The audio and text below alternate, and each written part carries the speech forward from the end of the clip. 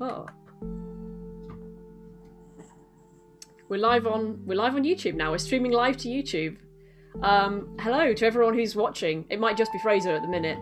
So we're not going to start immediately. We're going to give folks about maybe five minutes or so to get themselves onto the stream.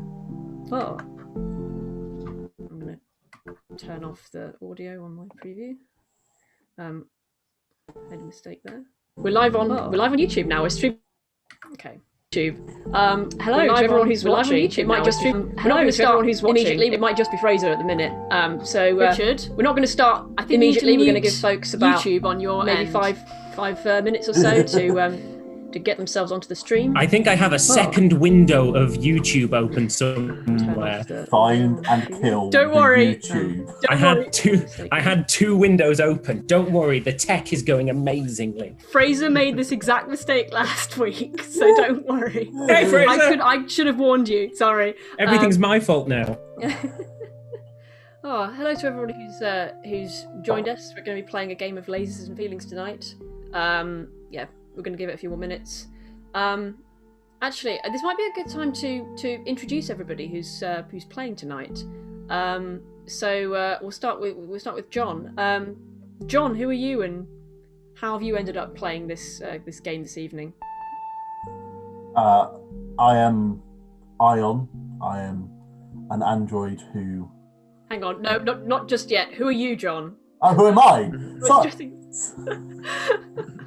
Don't worry about it. Characters will come in a second. Oh, we're using our made-up names. I am John, and I'm here because I don't know what else I should be doing. I'm here because she told me to be here. Tell us a little bit about yourself. Is that what you mean? Yes, that was what I meant.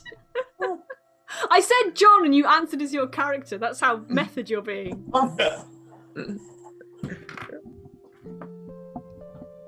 What was the question? Who are you? That was the question. I'm John. I do improv in Miss Imp. I'm here because it's fun. Awesome. I don't know what else to say. No, that's fine. No worries.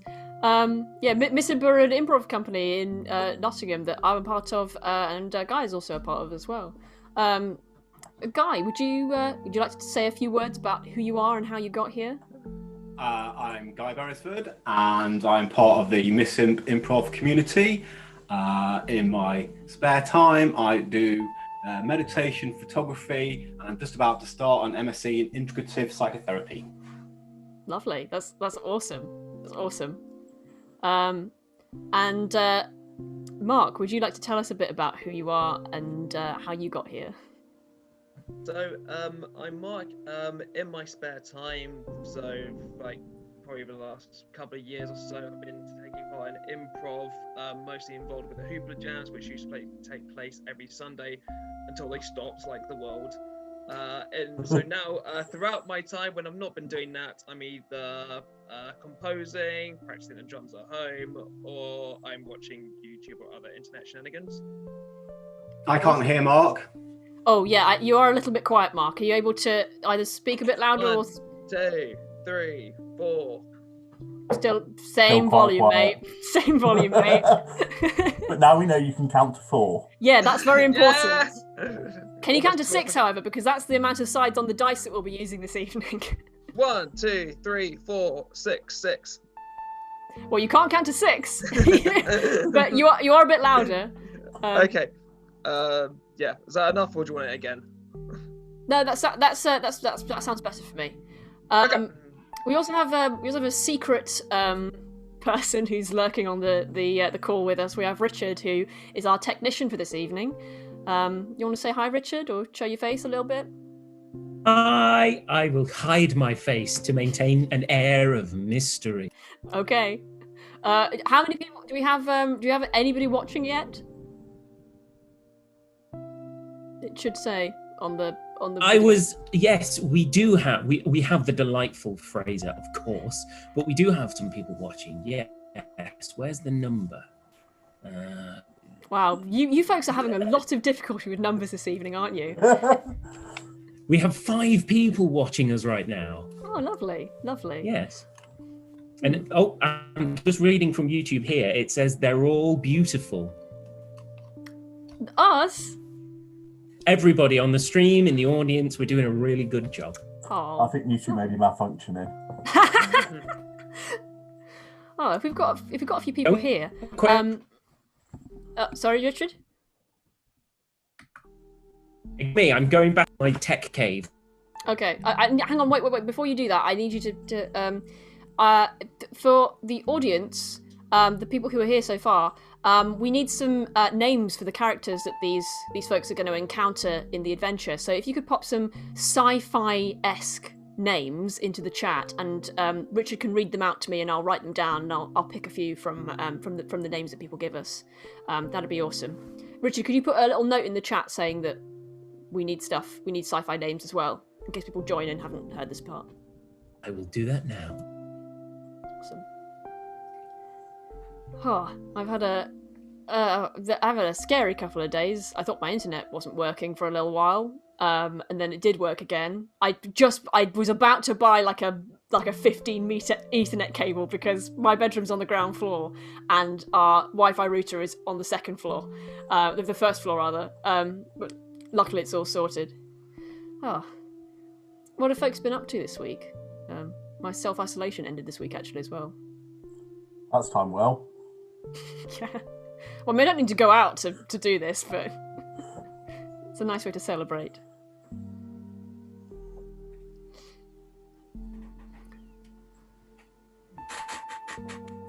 Is anybody working or working on any projects at the minute? I'm writing a bunch of scripts. Oh yes, you got an award recently for writing a script, didn't you? I won a small competition that didn't have many entries. Yeah, put it on your CV. Put it on your CV. Yeah, of course.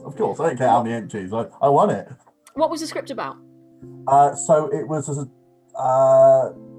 sort of fantasy science fiction following a mother and her son as the chief of the village and her son going through a futuristic wilderness after society has collapsed. Oh, wow. So they come across like decrepit cars and slowly reveal what's happened to the world throughout the 15-page short. That's awesome. Oh, well done for winning an award on that. It sounds like you worked really hard on it. I had like an evening. I didn't even know what I was going to do. I was just writing to see what happened. So the fact it came out so well, I'm very happy with. Mark, you say you've been. Are you going to any of Hoopla's online improv sessions? Nope. So no, that's perfectly valid. I know lots of improvisers who aren't doing anything online. I know what you mean. Yeah, it's I just haven't been for a while because I can't remember why. I think either the times have changed or something just got too busy around about the time when they started to come back into the fold. Recently that I've been aware of now. I don't think I've been to one for about a couple of months now. These days I'm just a bit. I think because the days they put it on are the days when I'm busy. Coincidentally, either playing Dungeons and Dragons or I'm doing something else. I can't go anymore. I played a lot of Dungeons and Dragons over the summer. We Comedy Society did. We played a different. We played a different simple role playing game every week for about 4 months, and it was the inspiration for this show because I was having so much fun with those games. I was like, let's get more people involved and let's live stream them. Yeah, it's been. Yeah, I find online D&D easier than online improv personally. This was my first online D&D actually. Oh wow. And me. First online role playing. Because have you got into D&D recently, Guy, or would you play? I can't remember if you were playing it for a while or. I mainly played Tunnels and Trolls back in the day, but we're talking when I was like 14, 15, so that's a long time ago. Early noughties. And I did a bit of D&D, and I got back into it after 27 years. Oh, that's lovely to hear. But it was killed by COVID. I will go back because I was playing in the same game as Guy. And Playing, sorry, you go. playing, and I started running one as well. Yes, of course you did. Yeah, which I really enjoyed. And you've done a lot of LARPing as well, haven't you, Guy? Oh, hell of a lot. 18 years, yeah. Used to do it at university, then started running stuff for the gathering, and then that went pear-shaped because of politics, and then started working for Omega LRP, and then called it quits in 2006. Isn't LARPing just D&D where you take it really seriously? Where you basically do it for real. It's Yeah. physical representation, yeah. So it's D&D where you actually dress up with swords and get drunk and hit people. The getting drunk is a specifically important part of that equation. It was when I was doing it, yeah. Well, there's no D&D game without going to a tavern and getting a few pints down, yeah? I'm straight.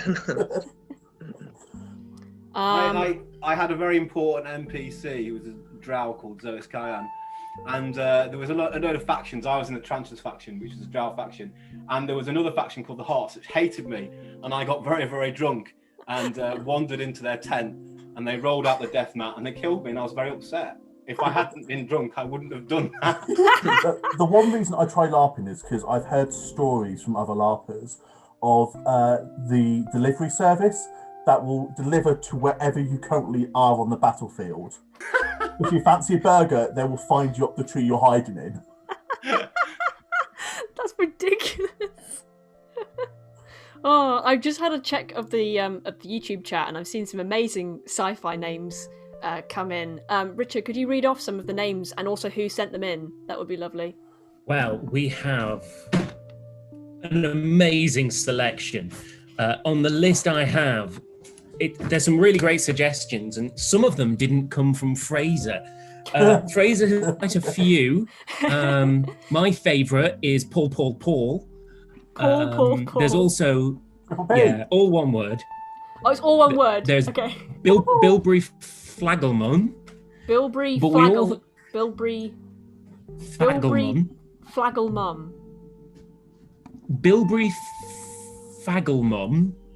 Yeah, this is confusing me I'm not as going to well. write down Fagelmum. I'm sorry. I'm not going to do that.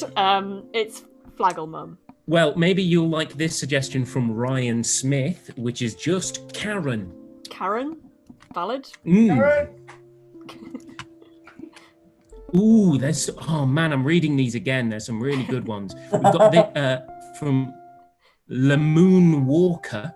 We've had some good ones. We've got Porex Min, which is a fun one. We've got Blitz Muldoon. What was Porex? Porex Mindy, Mindi, Mindy. Okay, Porex Mindy. And another one from Lamoon Walker, which is just like the sound of this. Blitz Muldoon. Muldoon. I think he's a hoverboard champion, him. And then we've got another one from Ryan Smith, Derek Atomizer, which is I like that one. Because is it a laser or is it just something with a fragrance? I don't know, but it's great. So it tells me he changed his name by default. His parents didn't have that last name. And then as a last one, a final one from Fraser, which is, I want to LARP so much, which he says I can use as a name if he wants. I think he was commenting on that we're talking about LARP, but if there's the opportunity for a character called I want LARP so much, that would be my preference. Excellent. That's some excellent names. Oh, I see that character coming up. Actually, can I have one last one, which is another one from Fraser, and it's probably not supposed to be a name, but just a character called The Pronunciation. The Pronunciation. That would be a beautiful name. Christopher Nolan must have named that character. Anyone's seen Tenet. I haven't seen Tenet. I've heard mixed things about it. It's great, but the main character is called the protagonist. Oh, it's one of those films. Yes. Okay. All right. Okay. I'm going to disappear back into the technology realm. Good luck.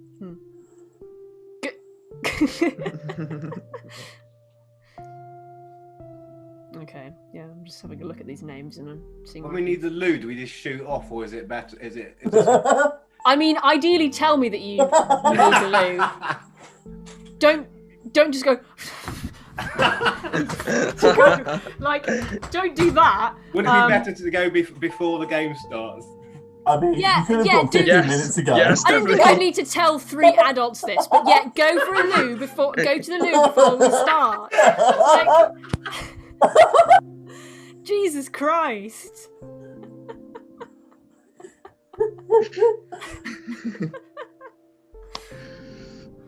Oh, okay. So is the game going to be play it before he needs to go again?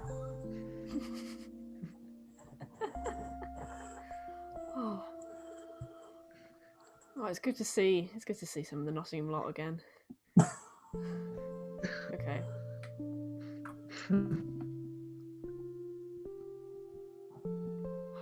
Sorry, I'm just editing my notes with these names. I'm trying to mentally work out how I pronounce your name, Professor Gavista Derp. Yeah, pretty much. Derp derp. Derp. You wait till you hear the stupid accent that goes with it. Stupid accents are the bread and butter of D&D. But you pretty much got it. You pretty much got it though. Just add as many syllables as you can to the last derp. Yeah, just go nuts. He won't know you got it wrong. I don't know about you, but I rolled for my stats. I decided I wanted an android that just loves. Android filled with feelings. Oh.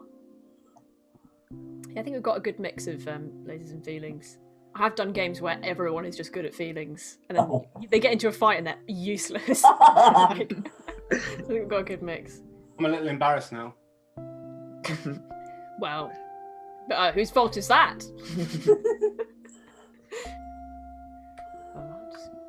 Right. Some good names.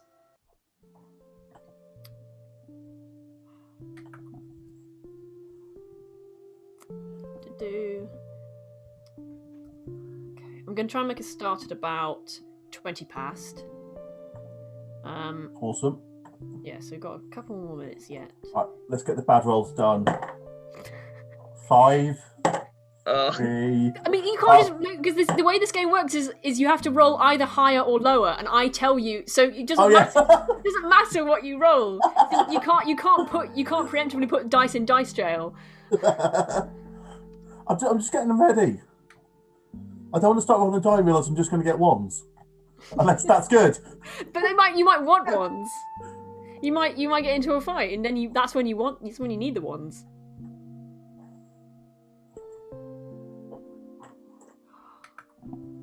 Okie dokie. Yeah, music is being provided by Richard, who's our technician for this evening. Please send any requests. Yes, please. If you do want to add to the jukebox, we're in the middle of a laser confrontation, and Stacey's mom starts playing. Was that not what you were hoping for? Oh. I mean, that's basically emulating Guardians of the Galaxy, so I'm all for that. I need to delete some files. Sorry, I'll be back in a sec. Do not delete Stacey's mum. That is legitimately one of my favourite songs ever. Oh, I saw Bowling for Soup perform it live last year before we weren't allowed to go to gigs, and that was lots of fun. Even though Bowling for Soup didn't write that song. So many people think they did, so they just perform it anyway.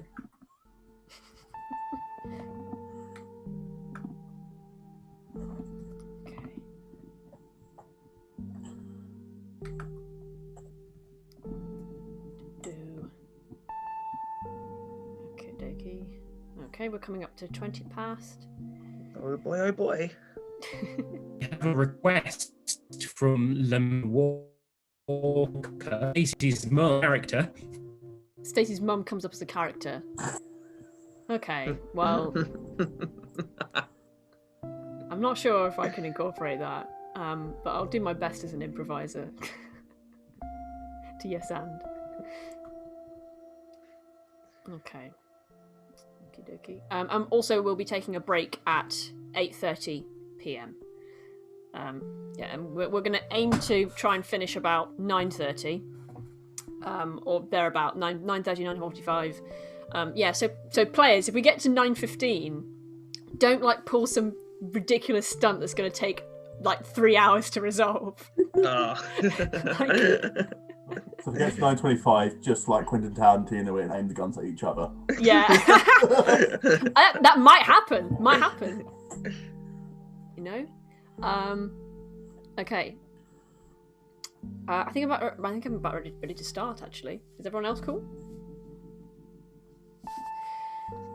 Okay. So first off, I'll just quickly kind of explain how the rules work. So we're playing a game called Lasers and Feelings, which is by 1-7 Design. They've made a lot of cool, like, simple RPGs like this. And there's basically kind of like one core rule. So all of our players, their characters, who we're going to meet in a second, have a number which determines how good they are at things. So there are two types of actions you can take in this game. You can take lasers actions, which are basically action hero. I'm gonna shoot stuff. I'm gonna like slide under this table and avoid gunfire and whatever. Those are lasers rolls. And to successfully complete a lasers action, you need to roll under your number. So if your number's 3 and you get a 2, you would succeed. And then feelings is you have to roll over your number. And feelings is stuff like, you know, you're being compassionate, you're looking after people, maybe you're trying to persuade someone or manipulate someone to do something. That's a feelings action. And I'll ask the players to roll for certain things depending on what they want to do. If a player rolls their number, so if my number was 3 and I rolled a 3, then that player gets laser feelings and they get to ask me a yes or no question about the current situation. They only get one of these per game. They don't have to ask their question whenever their number comes up, but they get one opportunity to do so when their number is rolled. Yeah, so that's pretty much how it works. So with that, I'm ready to get into the game. Okay. So we open on your spaceship. All of you work for the Consortium, which is which is the galactic nation that you work for, and you've all just come back from a long-running but eventually successful trade negotiation between the Consortium and a neighbouring small solar system. Take the music down a little bit, Richard. It's a little bit loud. And you're heading back to base.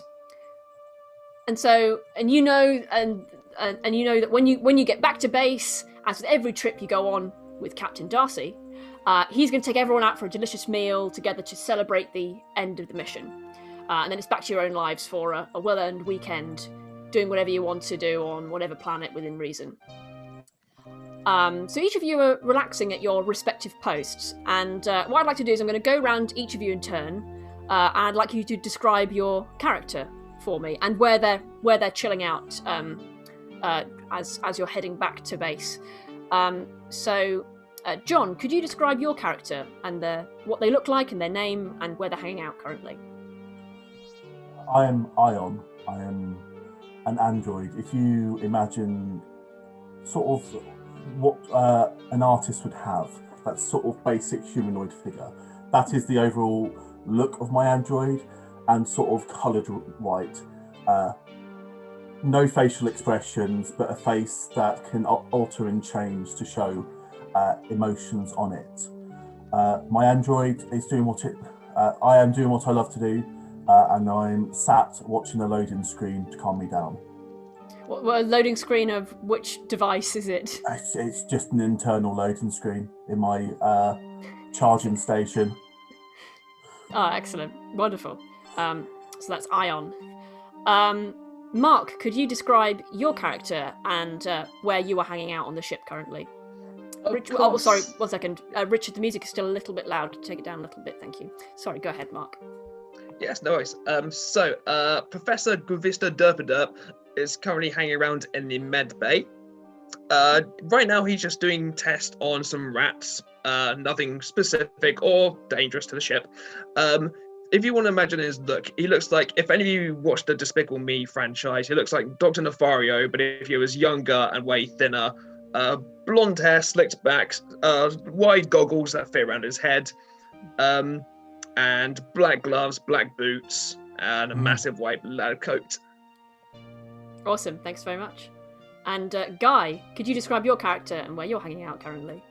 My character's name is. I'm classed as an alien, but I'm a kind of sentient tree, somewhere a cross between Groot and a tree ant. Mm-hmm. And I'm hanging out in the broom closet, mourning the death of the wooden brooms. Mourning the death of the wooden broom. So what are you doing to mourn them? Well, some of the brooms are plastic, and there's one that's wooden one, and I'm just wishing that they'd made more out of plastic. I'm kind of I'm soothing him. Isn't plastic way worse for the environment than making stuff out of wood? Depends on the environment. Okay, excellent. So all of you are at your posts, so none of you are actually on the bridge, and all of you are daydreaming, and suddenly you're jolted awake by an urgent beeping coming from the bridge where the controls are.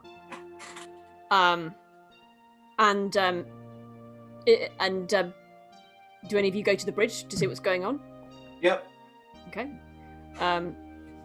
So you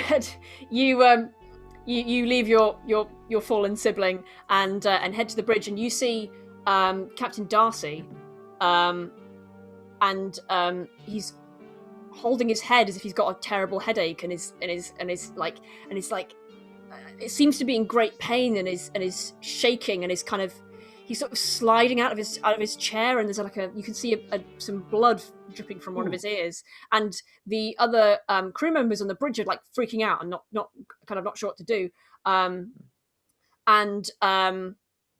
Professor, while you're working on the rats in the med bay, you're not quite quick enough to notice a flash in the corner of your eye, and then there's a huge explosion, and you're actually blasted out through the door of the med bay into the corridor, and you lie in the corridor looking at the med bay, which is now a kind of smoking wreck.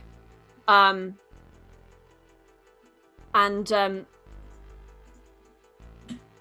from your position at the charging station, you notice a ship going by right near your ship, veering in, similar size to yours, with a distress with a distress beacon flashing. And in the distance from the bridge, you can hear the familiar sound of an incoming call notification from the other ship. So there are lights flashing. Darcy is freaking out and crumpled up on the floor. And there's another ship trying to get your attention. With Darcy's stable authority gone, how do the three of you respond to this situation? I cradle Darcy's head in my bowels. I don't bowels.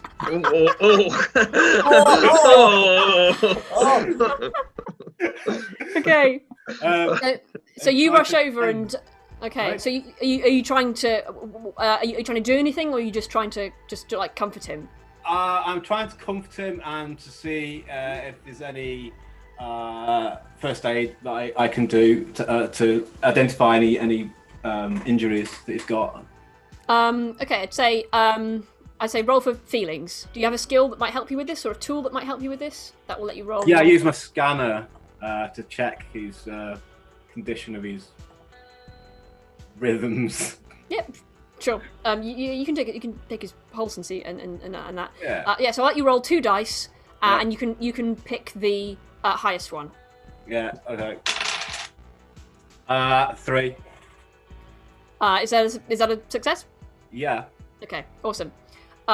So you do you use your scanner, and you're not quite sure what's going on, but you know that you figure that something like an aspirin will help with the pain. If it's some kind of the pain is definitely coming from his head, and nowhere else. Okay, so I support him in my bowels. I should probably say branches, shouldn't I? And gently carry him to the med bay and look for an aspirin of some sort. You arrive at the med bay and it is a smoking wreck, and you see Professor Gavista Derpaderp on the in the corridor, slightly dazed from the explosion. It's just a smoking wreck, and everything in it has been destroyed. Oh dear. Oh, what the hell was that? You look ill. Maybe you need a med bay. And what's Ion up to at this moment in time? Ion is optimistically waving at the ship that appears to be getting its attention from the window. You see a tiny figure waving back, and you seem to make them they make this like phone note, and you get the impression that they get the impression that someone needs to. You realise that no one is responding to the incoming call notification that's come through on the bridge. Realising this, I head up to the bridge. Okay. So you head over, and the navigator is still trying to hold course, but everyone is quite distressed, and and on the way there you pass and the Professor Gavista, and you engage the communications device, and a face appears on your screen, and an older woman in she seems to be in like maybe her late 50s. Her face appears, and she goes, "This is Captain Blitz Muldoon. We have a serious situation. We need help." Captain Muldoon, this is Ion, this ship's AI. How can we be of service? Well, we've had an incident on our ship, and we need a third party to come and investigate. What sort of incident? A murder. A murder? And we don't know who did it. My entire crew swears blind that they don't know what's going on. May I just say you've got lovely eyes? I hardly see how this is relevant to the situation. Are you trying to? What are you trying? Are you trying to do something here, or is it just a compliment? Just a compliment. Okay. Just really nice eyes. I hardly see how this is relevant to the situation. There's been a murder on my ship. What's going on in the background there? She's like craning, trying to see.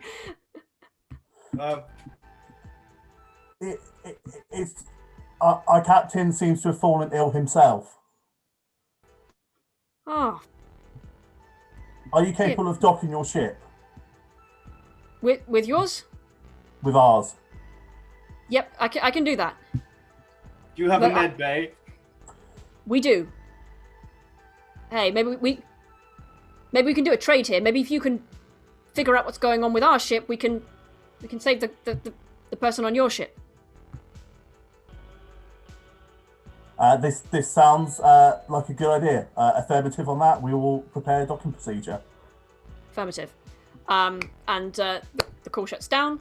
And some time passes, and you're able to get the two ships connected up. And you're communicating with the other Captain Muldoon, and she seems very paranoid. Like she's really keen to like keep an absolute like almost like a quarantine on her ship. Like she doesn't want she if anybody comes on, she wants to know exactly who it is, and she only lets a small group of people on, which is you three.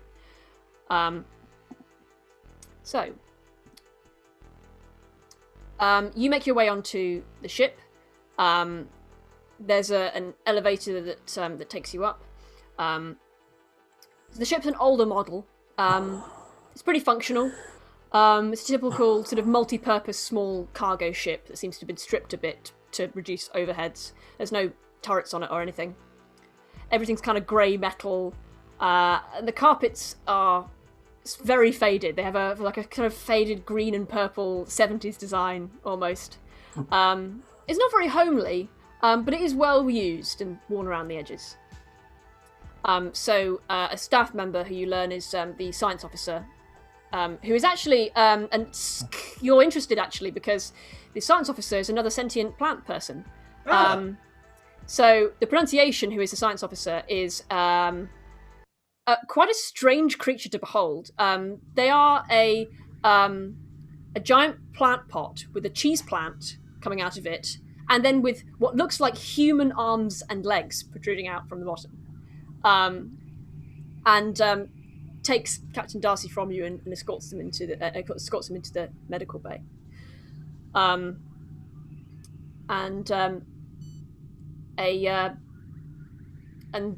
captain leads you into a lounge area in the center of the ship, and you all hear a little beep from your scanners, and you notice a map of the ship has been automatically downloaded, which I sent to you earlier today. It's not a very big ship, and there's only one level, so it's not too difficult to navigate, but it's good to know what the different rooms are.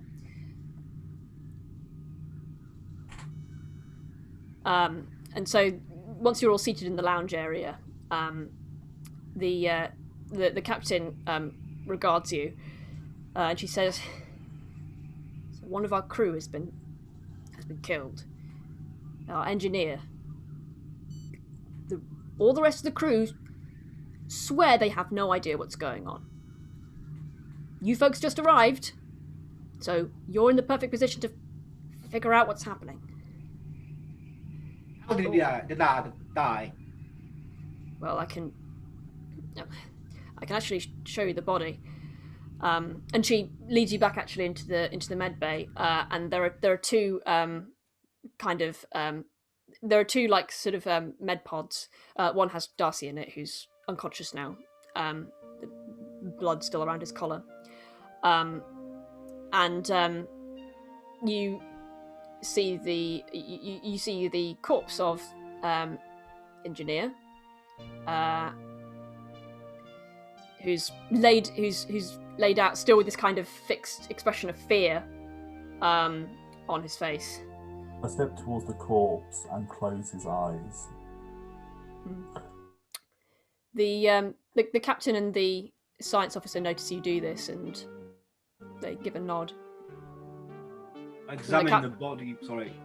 Oh yeah. So that's yes. So you can take a look at the body, and the captain just sort of stands to one side with her arms folded and goes, "Well, I don't know what I'm going to tell Mr. and Mrs. Atomizer. Derek was a good man." And yep. So, how are you examining this body? I'm starting off giving a visual examination, looking for cuts, bruises, puncture marks, discoloration. Mm-hmm. So you have a close kind of you do a physical examination, and you notice actually that there's a lot of bruising around just the neck. There's actually no bruising or any kind of like perforations of the skin or bruising or anything anywhere else in the body. It's exclusively the neck. Okay, so I suppose it would make sense to make use of modern technology and use the scanner to ascertain whether is it the hyoid bone, is it, that's been fractured, whether it's been strangled or... Yep. So could you... I guess roll feelings for me then. You're doing... you're... How many dice?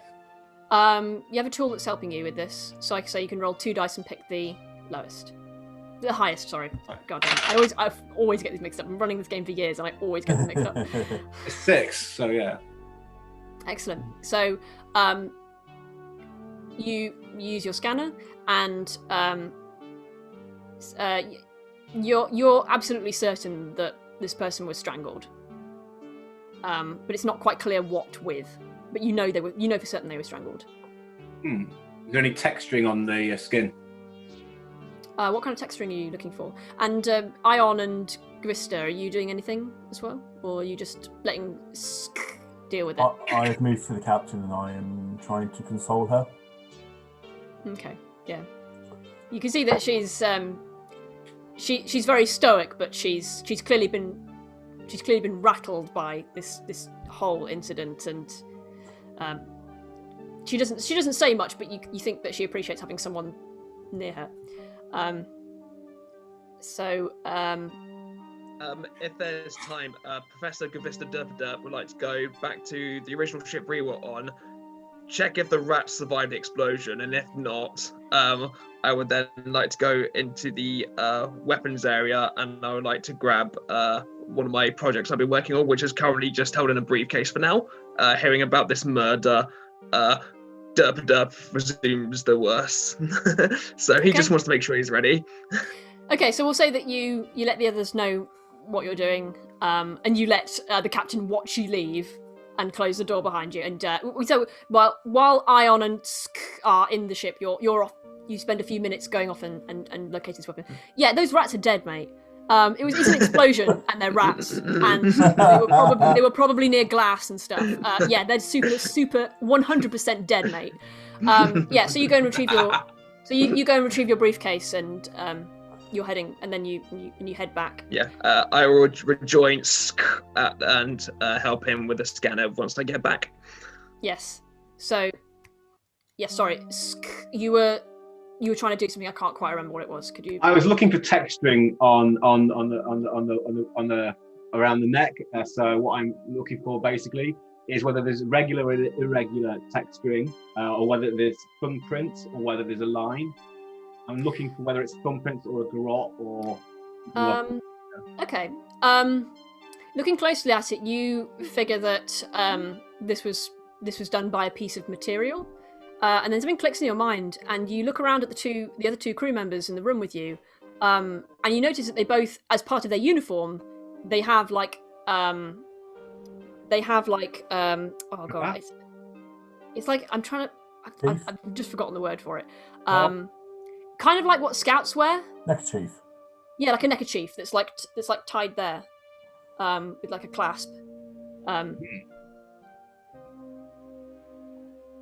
Did it break the skin? Doesn't look like it. Seems they were suffocated. Is the scanners we've got sensitive enough to pick up skin cells on neckerchiefs? No, you need a more expensive one for that. Above your pay grade.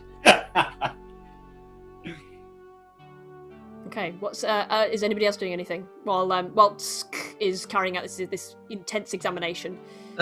Do we all have communication devices? Yeah, you've all got you can talk. Okay. It doesn't matter where you are. You can talk to each other. I would like to contact one of our crew members back on the bridge. Okay. I just have a chat with them. Sure. Okay. So you contact one of the crew members, and you hear hi, it's Paul. What do you need something? Hello, this is Professor Govista Derp. I was just wondering if we could find out what happened with the explosion in the med bay. Oh, Yes, the med bay. My lab went boom, and everything is destroyed. While we're over here figuring stuff out, I would like you to find out if the explosion just happened randomly or if there is a cause to it. And maybe put the fires out, just in case we need our ship so we can go home. Yeah. Okay. Okay. I'll try and do all of those things. Yes. All right. I'll try and do those things. And thank you, Paul. No problem. And Paul puts down the phone. What is that accent you're doing, Mark? I don't know. It sounds quite Indian. Right. Okay, so yeah, you think you'll get some information about that a bit later on when some of the other crew have had a chance to check out what happened in the med bay.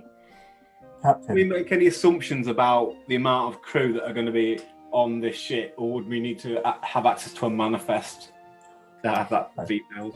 This is a very small vessel, and the captain will happily tell you that there were only hang on, let me just double check that.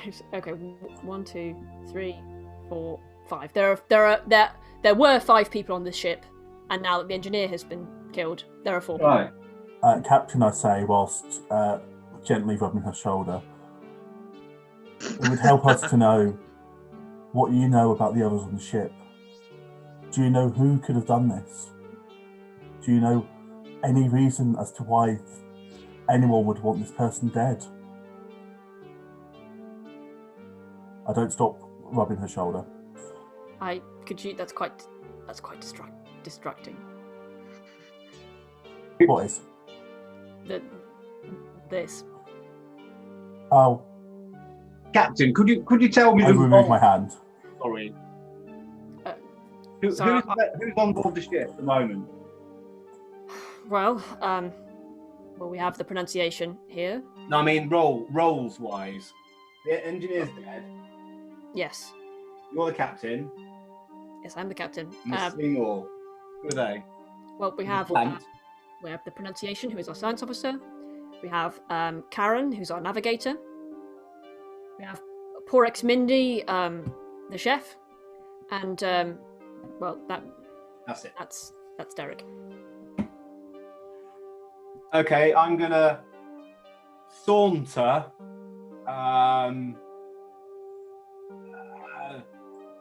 Not draw attention to myself under the guise of looking for the WC to release some sap, and try and take note whether anybody is missing their cravat or has it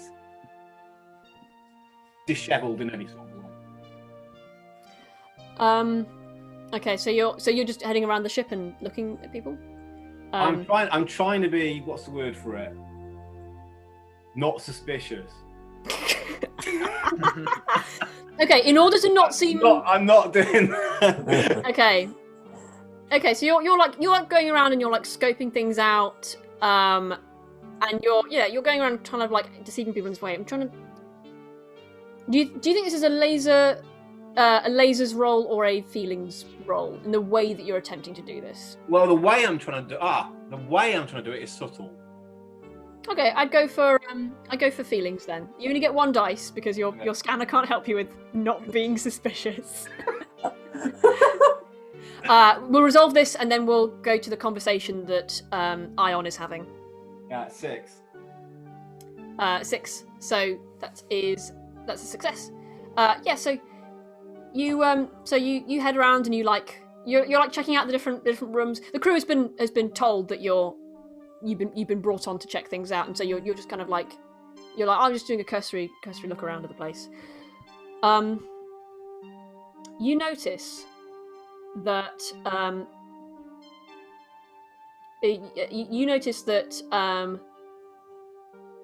Karen, Mindy, or Porex, sorry, Karen, Porex, are also missing their like neckerchiefs. Which roles are those? Negotiating. Karen is a navigator and Porex is the chef.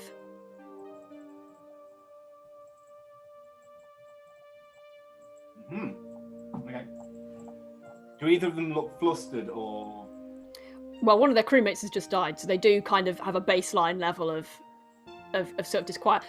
Karen is not as doesn't seem as anxious as everybody else. She's kind of a little bit like the captain. She's got a quite sort of stoic sense to her.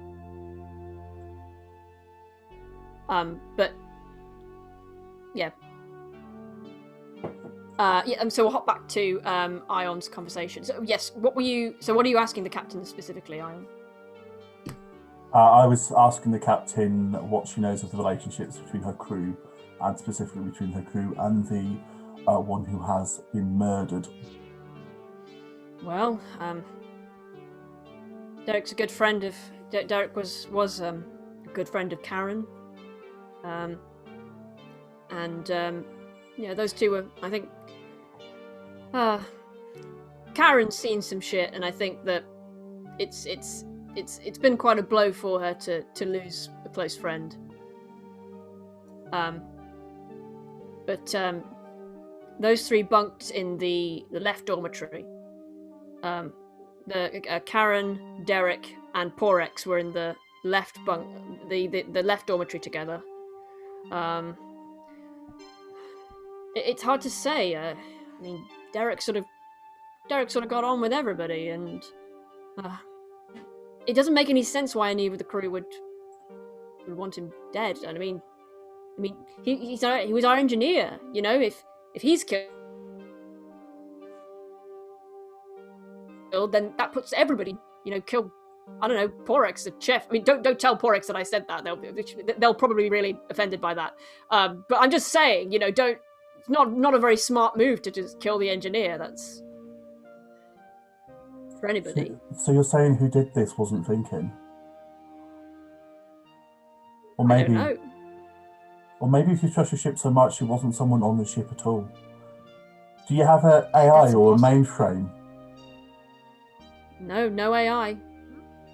It's Do you have all any operated manually. Do you have any security cameras? Did you see anything?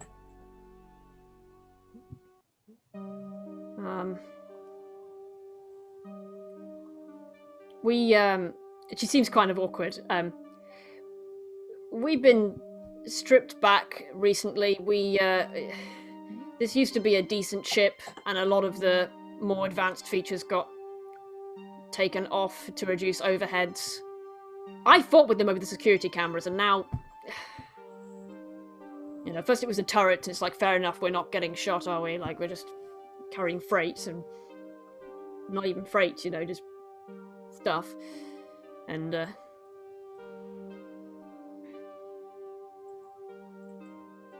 How long have you spent with your crew?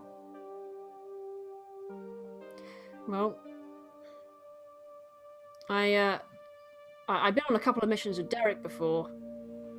Worked quite closely with Karen on a few missions, but the rest I got on recommendations from my colleagues. So this will be the first time you've been out with those? Yeah, the first time that I've been out with the pronunciation, Porex. Although Porex and the pronunciation know each other pretty well. They become quite good friends. That's curious. Though all human behaviour is curious. Captain, I hug the captain really closely for slightly too long. I'm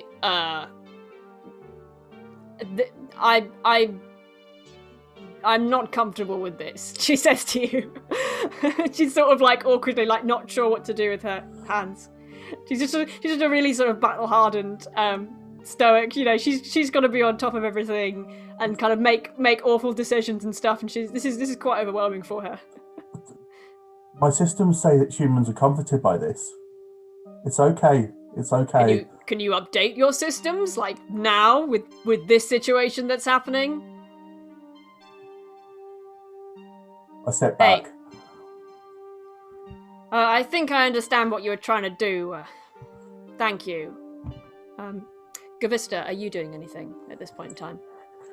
Yes, as soon as I come back, do I see Ion? Ion is still in the medical bay. The med bay actually is also seems to be the science lab as well. More kind of, yeah. Okay. I would like to go up to the captain and just speak to her very quickly. Sure. Hello, so Ion, a quick update. I just found out something about the explosion. It appears that none of my mice survived. They're all dead. They are not explosion resistant. So make sure we put that in the logs.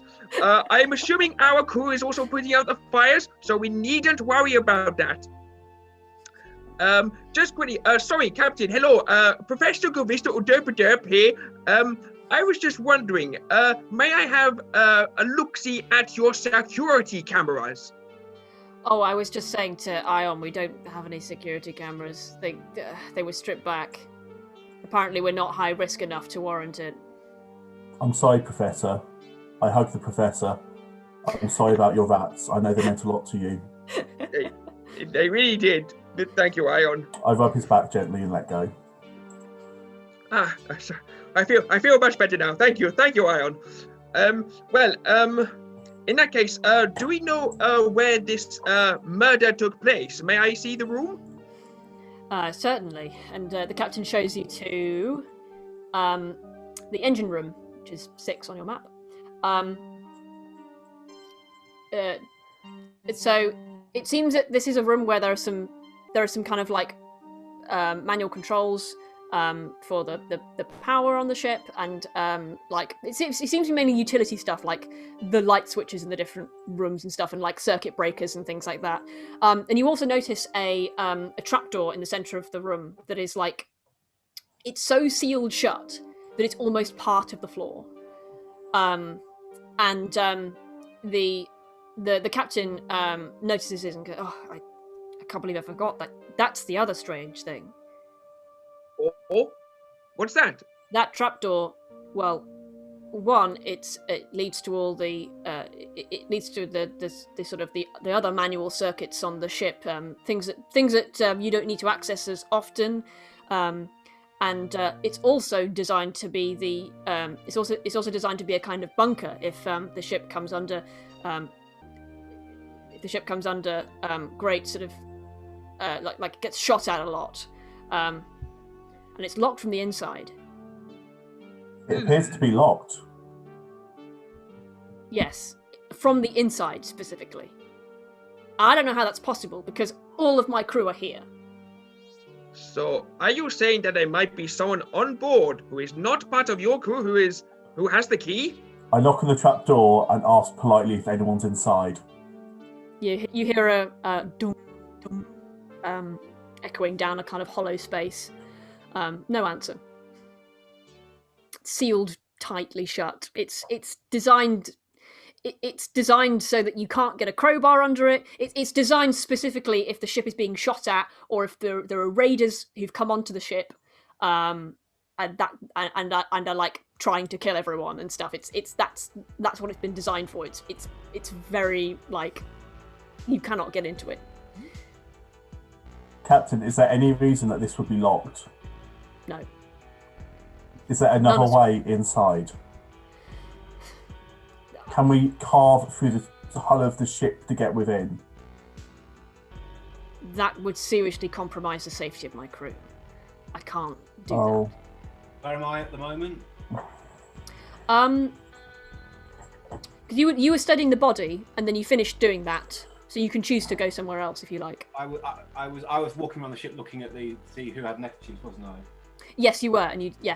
Is it like Porex is the chief, Karen is the navigator? Is it pronunciation is the science officer? Yes, pronunciation is a science officer. And yes, what's that's the right. captain's name? The captain is. Let me just. The captain is. Captain Muldoon, isn't it? Yeah, Blitz Muldoon is her name. Who am I in proximity with now, or can it be anyone? Who do you want to talk to? Was it Karen and Porex that had no scarves on? Yes. I'd like to talk to the captain. Okay. Is Ion around as well, or is Ion somewhere else? So the captain and Ion are currently in the engineering room. Oh, good. And I think Gavista is there as well, actually. I'd like other people to be present. Captain, do you mind if I ask you some questions? Certainly. Okay. Question number one. Did any of your crew have relations with Derek before he died?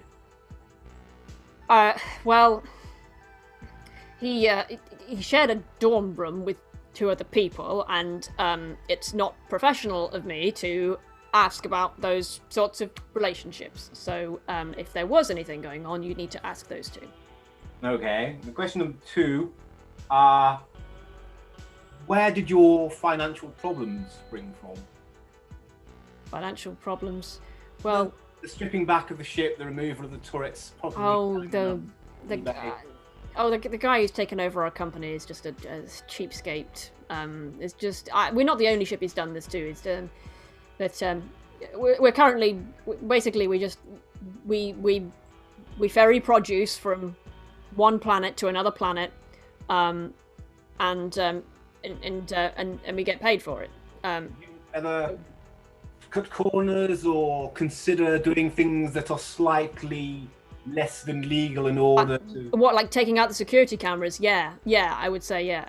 Well, I was just wondering whether you might be smuggling anything that would warrant keeping someone quiet if they were to discover it. We're not smuggling anything. We're shipping cotton plants actually from Cotton? Oh yes, cotton. Cotton plants. Apparently, they cotton just makes good garments. And there are some manufacturers who like to spin it at their facilities rather than buy it from a different planet. You're transporting cotton or the plants themselves? The plants themselves, yeah.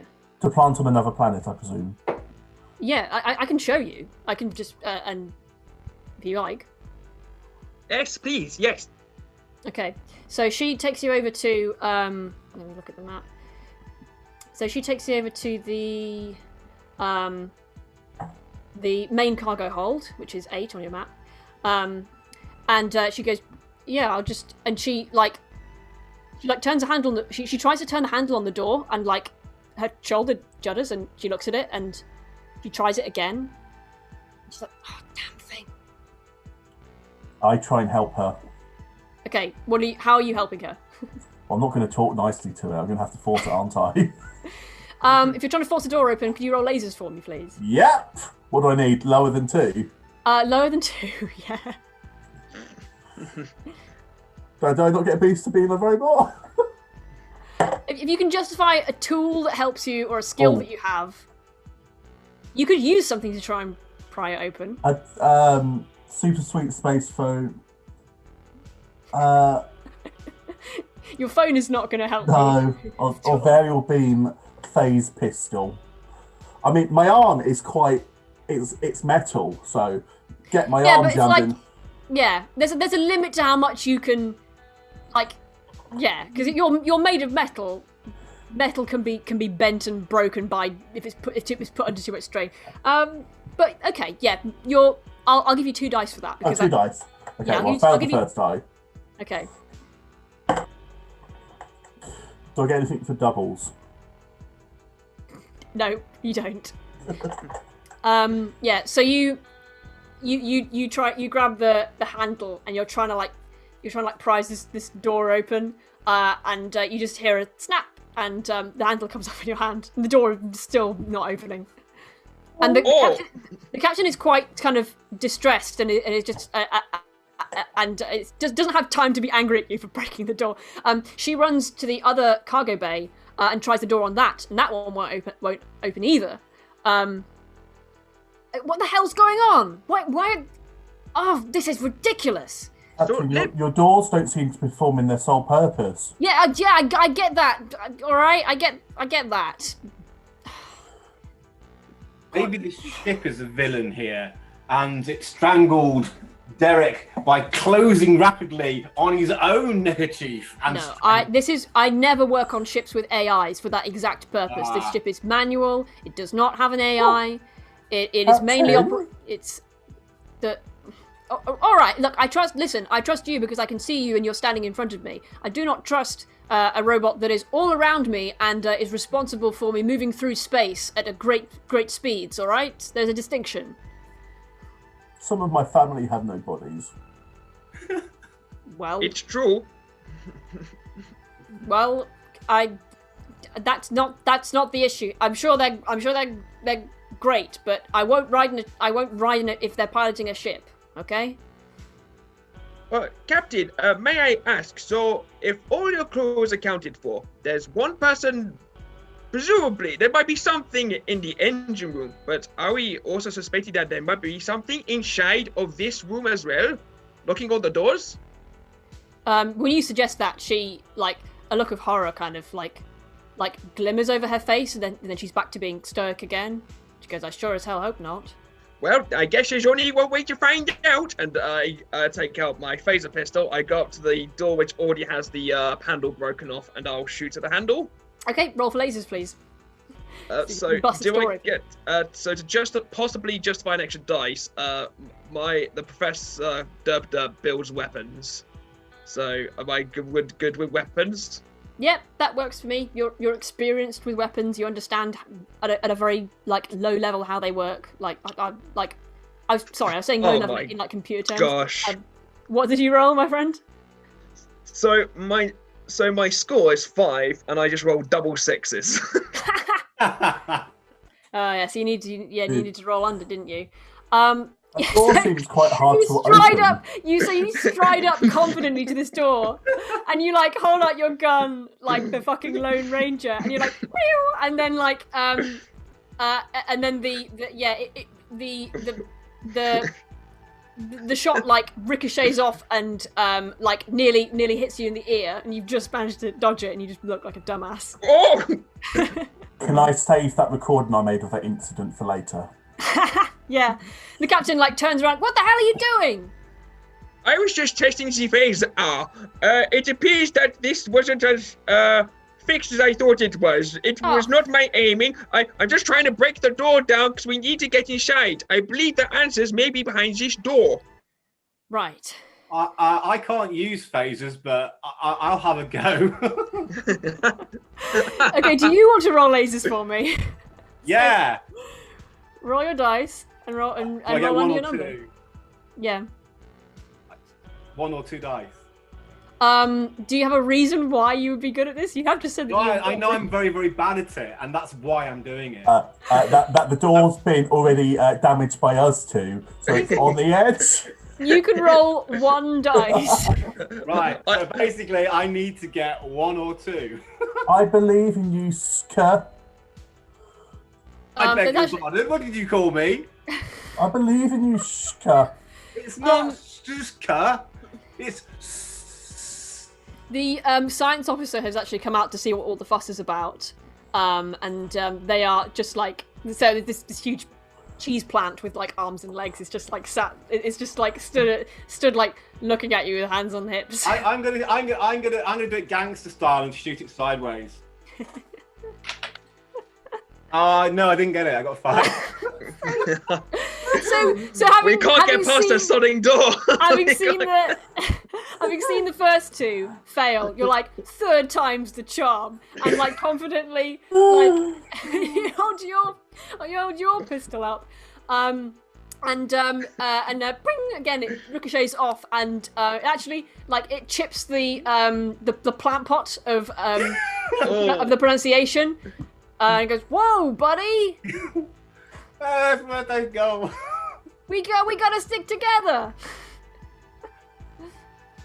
What the hell are you doing? We gotta. You guys are. You trying to get into the. Trying to get what the doors aren't working. Yeah. What steps are you folks taking next? Well, I think there's only one going forward. We all charge the door at the same time. I'm not charging no door. I'm 50% ceramic. You can use me as a battering ram if you like. I don't mind. That's an excellent idea. I think we should do that. Okay. Last time he's used his head. Okay. So you're leading this, Gavista. Okay, I'll give you 2 dice. Because you're using a tool, which is your friend's. Do you have if you have a reason why? If you have like a special skill that you have that would help you with this, you may roll 3. But if you don't, I don't think I do. Like I'm good with weapons, but I don't know about improvised ones. Okay, you roll 2 dice. Roll 2 dice and try and get under your number. I brace myself. Alright, 1, 2, 3. Yeah, that's better. Double 3s. Okay, excellent. Professor, I have a question. So you ask, I have a question, as this like battering ram is going on in the background. So Gavista, what do you do? Describe to me how you smash your tree plant friend. Like a knight with a lance, I will just like charge and I'll smash that door as hard as I can near to where the handle was, so we can open that blasted door once and for all. Okay. Yeah. Professor, I have a question. One moment, please. You're asking this as he's running down the corridor. Okay. So, you loosened it with the blasters shots earlier, and with a kind of screech of metal, the door swings open suddenly, and you see inside, like a huge, like lots and lots of tied together bushels of cotton plants, but none of them have any cotton on them. They're just like sticks with the leaves on them, no cotton at all. I gently put down. I'm splintered. Don't worry, pain is only temporary. But Professor, Yes. the question I wanted to ask was, you know, I'm not alive, and this is just a shell. Yes. So you could have used me and not risk killing me. Yes. Okay, just so we're aware. Using a wooden battering ram's tradition. So Less effective, but tradition. So Don't worry, we took immediate action.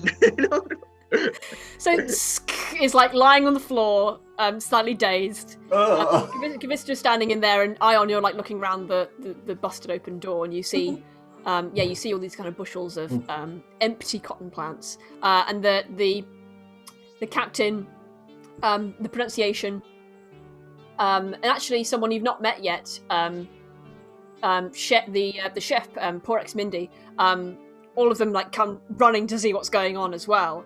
The captain is just absolutely incandescent with rage.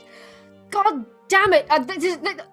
First a murder, and now our job that we're being paid to do is ruined. We've got no stock to give to the. Oh. I know what's happened. It's a cotton beetle. They eat cotton. A cotton. That's for what? Oh, sorry, weevil. Sorry. You show me evidence of weevils that can kill people, and then maybe I'll start believing you. You can get huge weevils back on my home planet. She's just like walking around, like, and looking around the room, trying to, like, figure out. And she's like looking at the vent on the wall, and like trying to figure out, and then back at the door that was apparently sealed for some time. Like, yeah. When was the last time you came across any vessels? Any what? Sorry. Any vessels? When's the last time that you've come across with someone who wasn't on your crew? Well, we haven't come across anybody that we haven't since we left Septimus Delta. I mean, that's where we picked up the cotton from. We had some leave. We had some, we had some planet side leave there for the crew, and then we all got back on, and we haven't seen a soul since you folks. Could you have picked up something on Septimus Delta, Captain? I possibly, but that would mean someone on my crew is lying to me. Could be sentient. Or stowaway. It's a possibility. I don't know how we have a stowaway who would. We've been traveling for a week now, and I don't know why a stowaway would suddenly show up. It could be a sentient cotton that doesn't want to be woven into a blanket. Can you stop with your dumb idea? She's angry with you now. Like, she's just had enough. Like, a crew member has died. Like, she's not going to get paid. None of her crew are going to get paid. And she's like... Okay, let's just all calm down. Maybe we should scan the room, see if we can find anything, if these plants have been disturbed in whatever manner. All right. And then I would like to get my scanner out and just take a look around the room, like see if I can spot anything out of the ordinary, other than just plants standing in rows. Okay, I say roll feelings. Plants ordinary. And could you roll a feelings for me as well? Yep. Oh, for crying out loud! Wait, no, hang on, wait, no. 1 die or 2? You can roll 1 dice. This is something that's happening that you might notice. I got lasers and feelings. Excellent. Okay, Good, so you 'cause I- succeed, and you also it's doing something different to you, Gavista. But we'll resolve your thing in a second. Would you like to use your laser feelings and ask me a yes or no? Yes, go for it. Sure. What would you like to know? 'Cause it might factor into how you succeed. How am I knowing this? Is this intuition? I'll justify it in the narrative. Like it'll be some kind of, you'll have like a moment of inspiration. Like you'll put together 2 facts that you've seen in some kind of improbable way. Is there another life form aboard this ship that is possibly hiding beneath those doors? Okay. So, as you were saying, as you were trying to explain to the captain your theory about what might be going on, the sentient cotton thing, as you were saying that, you noticed the chef actually, sort of like, you get the impression that all the hairs on the back of their neck went up, and then they kind of like regained their composure again. And you put together that yes, there is something like that going on here. Another life form that felt threatened and protected itself. You get a feeling. You get a. You're not entirely sure, but you know that there's another thing on this ship My with you. twigs are quivering. You saying any of this out loud, or is it just... Yes, So you're just talking to yourself, and my twigs are quivering. there's like a What? the rustling of. Do you have Yes. leaves? Do you have My leaves are going. My leaves are going. What? What? And as soon as he says that, because I failed at my task, I get distracted. I rolled a 1. Oh yeah, sorry. What were you trying to do?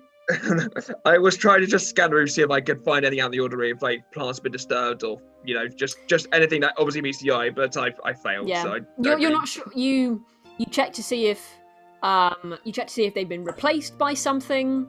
Doesn't seem to be so. You check if the air quality is different. Doesn't seem to be so. You check a few different things, but you don't get anything that makes you suspicious. I look really closely, really intently, really mournfully at one of the twigs. Okay. Are you intending to do anything with this, or? No. My twigs. I'm just upset that the cotton's gone. Wait, Oh. you stabbed it on me roots, man. Careful. We don't know each other that well. Yeah. So the captain has headed back. The captain is like stormed off. She's possibly gone somewhere to just like calm herself down and try and figure out what she's going to tell her boss. The chef has also disappeared. The pronunciation, the science officer is still there, hands on plant pot. This is mighty weird, isn't it, fellas? Or S, you can say that again. Sorry, your name was the pronunciation? The pronunciation. Yes. Have you seen these plants before? Do they look weird or different to you? No, they look like the plants that we picked up from the supplier. Did they not have cotton on when you picked them up? They sure as hell had cotton on them when we picked them up. That's why the captain blew a top. Just then. Sure, no cotton. No cotton. Why would somebody steal cotton? How could they? The door was jammed. Cotton was an alien life form. I think it was incognito. Professor, can you Together. check him over for a head injury, please? Ah, Oh, I can try. May I should probably give you a bandage, so that always helps when I have a boo-boo. And I will put a bandage on and heads. thank you. Excellent. Yeah, and the pronunciation like goes, "Hey, we match," and you notice that the pronunciation is also wearing one of these little neckerchiefs, but it's like tied around the stem of the cheese plant. Yeah, they gave it to me so I feel included. It didn't go around the plant pot. You look very dashing. You know what the most surprising thing about you guys is you haven't been freaked out by my weird arms and legs. I specifically got them to freak people out, especially you and you folks. He points at you, Gavista. Yeah, humans normally go wow when they see that. But you're I'm trust a little me. underwhelmed. I'm sorry to disappoint, but trust me, I have seen weirder things in my dreams. In your dreams, well. Oh yes. Pronunciation. We live on a spaceship going across the cosmos. Honestly, it's just easier to make sure that be happy. We see weird stuff. If you want arms, you can have arms. Yeah. You're We no. would be very good It's all the better for hugs, to be honest. Oh, we would be yeah, very good and around judging people. yeah, the pronunciation obviously it doesn't have they don't have eyes, and they say but you feel the pronunciation, like you feel the effect of a stare, and the pronunciation just says, "Oh, you're no fun. You remind me of Karen. Oh, no fun at all." Well, I better get back to checking on your captain. But if you want to ask me about anything, then you can. I'll tell you everything that'll help you. Was Derek with Karen? With With. oh with With. ah yeah, they was fucking. Ah. I was trying to be subtle. I buck with the captain, but you pick. Oh, you were fucking. You pick things up. Humans think they're being subtle, and they ain't. Humans are actually statistically the most unsubtle organisms in the universe. Actually, that's true. I support that theory. Oh yeah, right? Yeah, and a kind of like, you get the impression the pronunciation is kind of always on hand to like keep everybody like smiling, but you see them kind of like droop a little bit. Oh. Yeah, she's not taking it good at all. She's a bit kind of cagey and cold at the best of times, and those two are good buds. Ah, so she's taking it back. I walk towards the pronunciation and get confuddled of how to comfort her. So just go for a gentle. Oh, the pronunciation is they. They have no discernible gender at all. I walk adjacent to the pronunciation and I just gently start stroking their leaves. I wouldn't do that. Oh, buddy. You be careful with them leaves. You might touch a leaf that you didn't intend to touch. You know what I'm saying? No. And like the sort of freakish human arms like grab you bodily and like lift you up off the ground. Oh, God. Yeah, and like and they spin you around and then set you back on the ground and like dust you off. Professor, what happened? I picked you up and spun you around, friend. That was lovely to see. Yes, I feel like morale has been boosted. I feel better. What are you folks doing next? There are a couple of people you haven't spoken to yet. There are quite a lot of rooms you haven't been to yet. What would you like to do next? So We're gonna take a break in about 5 minutes. So we can do like one. I think since Karen was doing the do with Derek, it would make sense to see whether she knew about any information that Derek had that he might have been killed for. Okay. Might be next on the list. I go look for a charge station because I just feel like I could do with a little bit extra. Okay. So the pronunciation is like gonna stay in the yeah, the pronunciation is actually going to take another look around the cargo hold. Ion is looking for a charging port. You've had to do this a couple of times because it's not always easy to find charging ports. You are able to like fiddle around with some of the with some of the mains connection in the engine room, and Professor Gavista, you're going to talk to Karen. Is that right? Actually, I was going to go to the engine room. Oh, okay. So back where we were earlier, where the murder happened, and I'm going to figure out. I want to figure out because you said like there's a lot of like mains and wires, and like it was all sort of connected to a central system. I would like to take a moment to figure out how that works. Okay. And like sure. take time to study it. Okay. Cool. Cool. I'm just. Yeah, you can do that. I'll resolve that in a second. Yeah. Cool. Yeah. Yeah. So you and Ion go and hang out together, the engine room, and you got to chat to Karen, who's in the cockpit. She's a navigator, and it seems like she's just sticking to her post. Yeah. So the cockpit is like there's 4 seats with screens.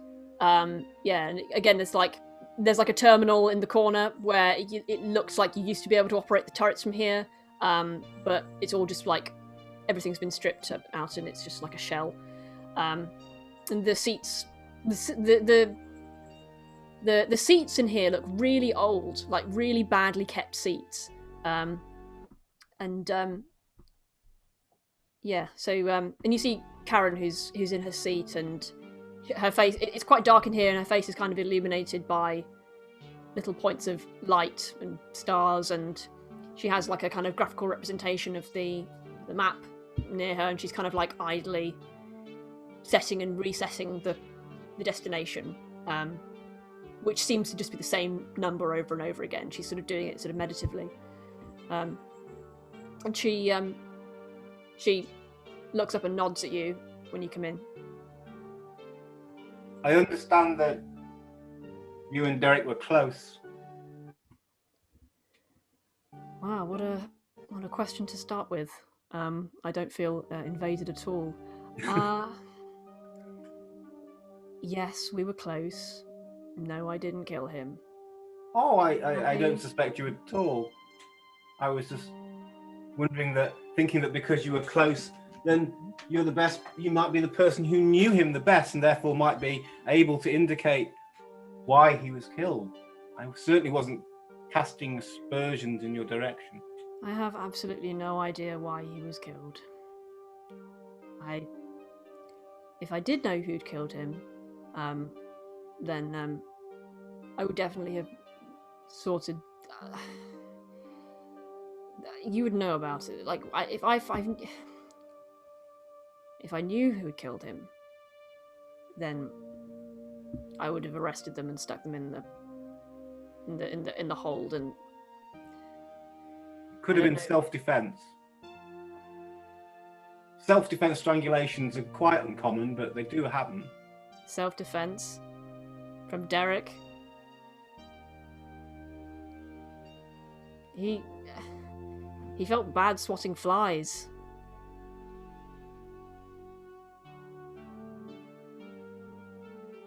Sorry, I'm not very good at emotionally engaging with people at the best of times. And oh, don't worry about it, nor am I. My energy is kind of,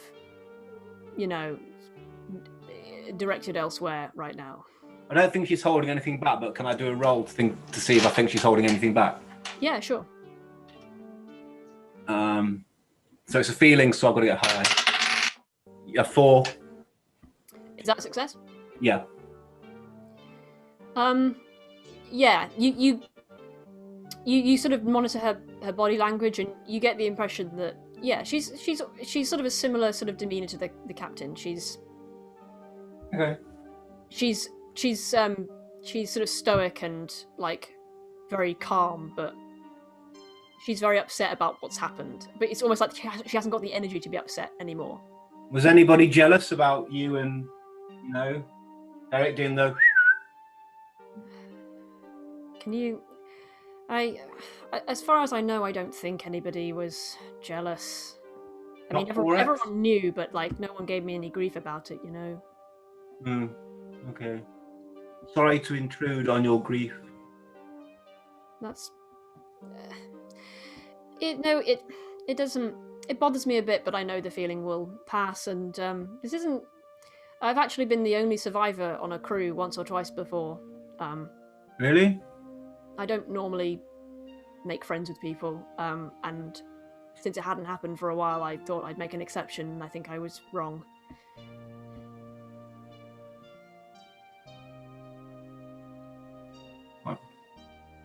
Give her a leaf to wipe her tear.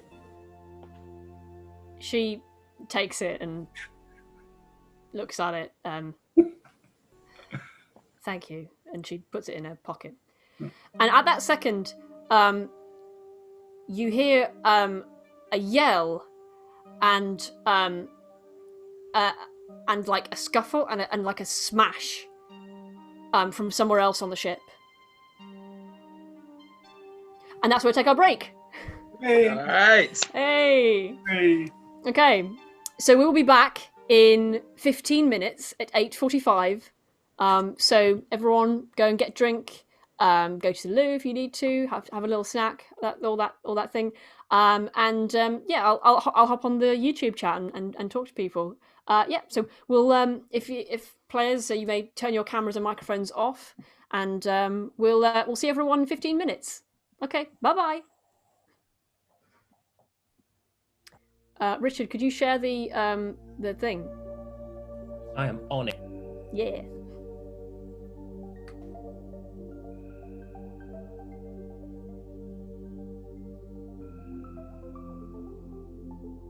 Hang on.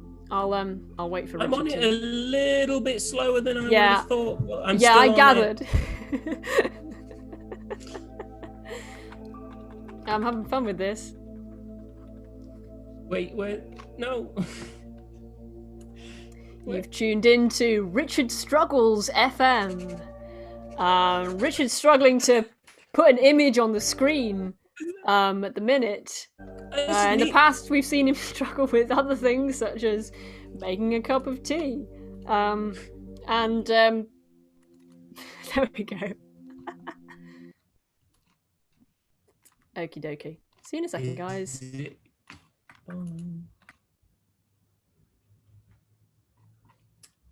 I just want to say, for the sake of the stream, that I'm really good at my job, but whatever. All right, bye. I just want to say, for the sake of the stream, that Richard's adequate at his job. Okay, bye.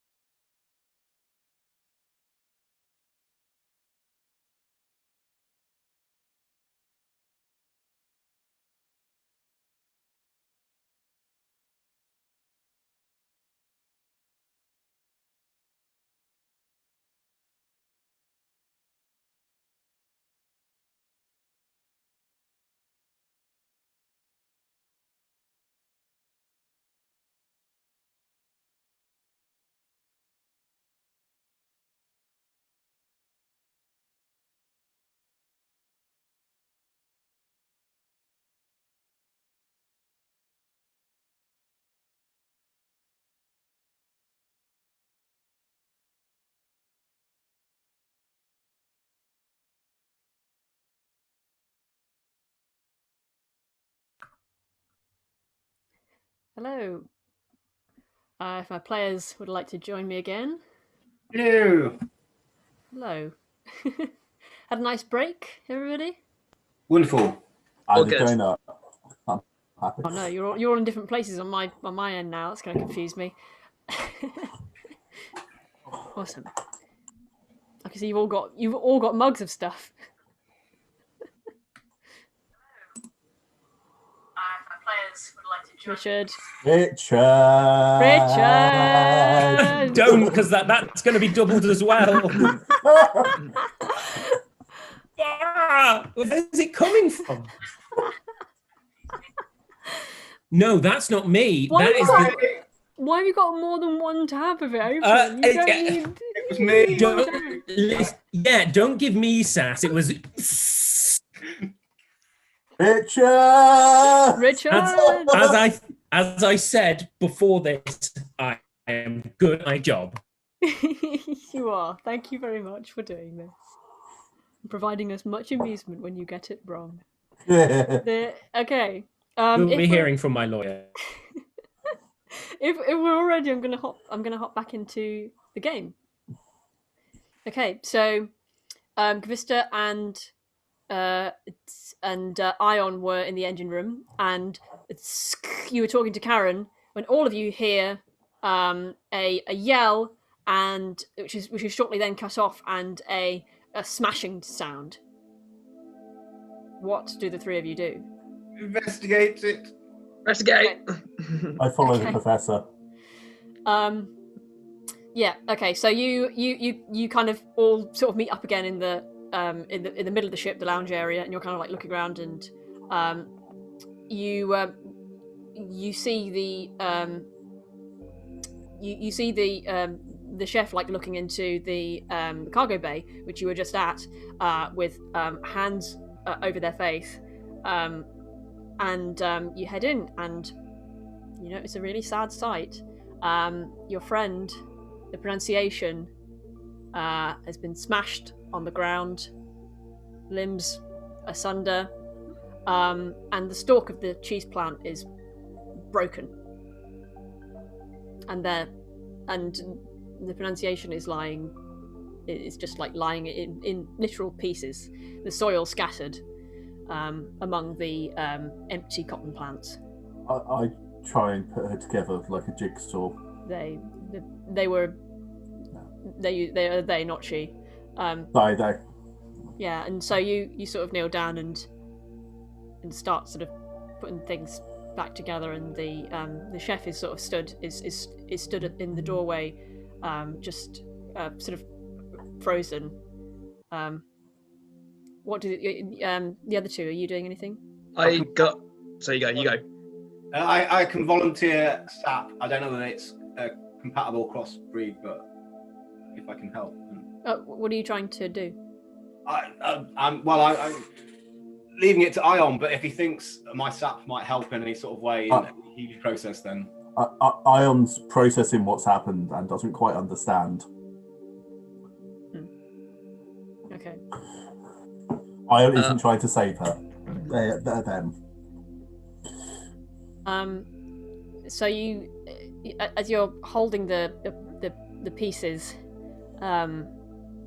you don't think you can save them,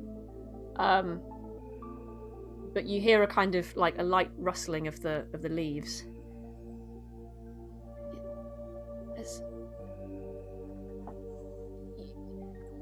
You have to talk to.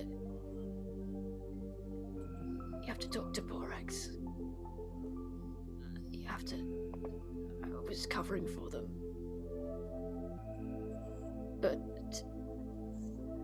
and there's like a kind of there's another tremor of the leaves, and then nothing. Stand up. And currently? Sorry, you go. I was going to say, who's currently with us in the room? Porex, yeah. The chef, and Gvista.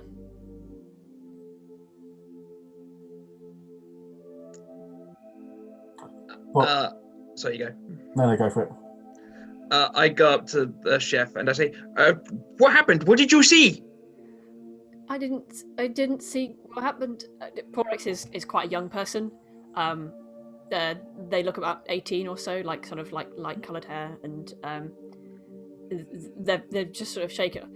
I heard the smash, and then I ran, and I found them like this. Insight check. I mean, no, not insight check. Sorry. Ivy! I've played too used to this tone out for too long. Yeah, I like to, I want to check if she's lying. I want to see if I can get the impression she's lying. Porix is also they. But yes, you can do a feelings. You can do a feelings roll on them. So roll over your number, please. Come on. 3. Nope. They're telling the truth. They are like they're very upset by what they see in front of them, and are even more upset by what pronunciation's final words were.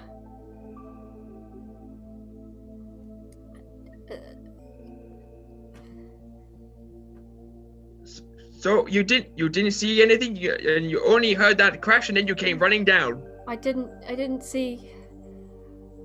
I should. Well, I mean, you heard them. I should own up, shouldn't I? I need to tell you. I need to show you. I need to tell you. Just come with me. Okay. Okay. And they take you to their dorm room, actually. So the dorm room that they shared with Derek and Karen. They go in, and it's like it's just like it's a small it's a small room that sort of that fits 3 people. There's a little bathroom at the other end. Something that you notice immediately: there's no sheets or pillows on the beds, which is weird. Porix prizes away a ceiling panel in the left dormitory, and like roots around and brings down like an electronics kit. Like it seems to be like a circuit with a breadboard and a bunch of wires plugged in and some little components, and there are a load of wires that seem to be hanging loose, as if some. And Porix goes, well, I mean, I can't exactly lie about my involvement in this, but you can't tell the captain, because I'll get arrested. The captain, I what? did not kill either of them. You have to understand, I did not kill either of them, but I made a really terrible mistake. It's okay. What did you do? I picked some. I like to tinker with electronics and stuff, and sometimes the pronunciation helped me with those things, and I'm really interested in the idea of like electronic consciousnesses and AI and stuff, and the captain hates all that stuff. The planet that we went to, I'm just getting up what that planet is called. Septimus Delta. I through my own means, I managed to find someone who is selling something. I think it was recovered from the wreckage of a planet. Well, they called it a kind of a consciousness stored in this artifact. Apparently, there were a whole race of beings that were like this, and apparently they, you can change the parameters of their consciousness and create a new personality out of them. And so, I thought maybe if I was able to do that, I could sell it on and make a bit more money. But something went wrong. I was trying to teach it how to move and how to, and I showed it how to move. I gave it my neckerchief to show it how to manipulate like a little bit of fabric, and then I went to bed that night, and the next morning it was gone, and Derek Derek was found. You know the rest. You should have told us this earlier. I couldn't.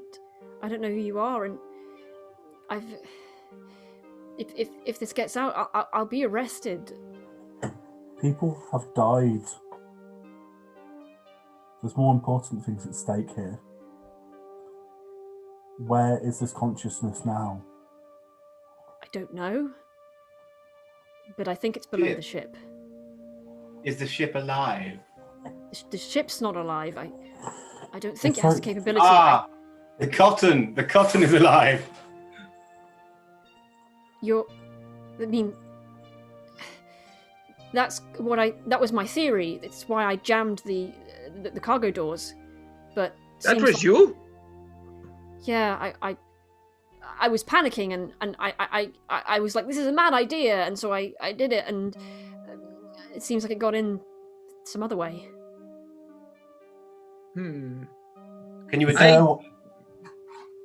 there a way it can travel through the ship?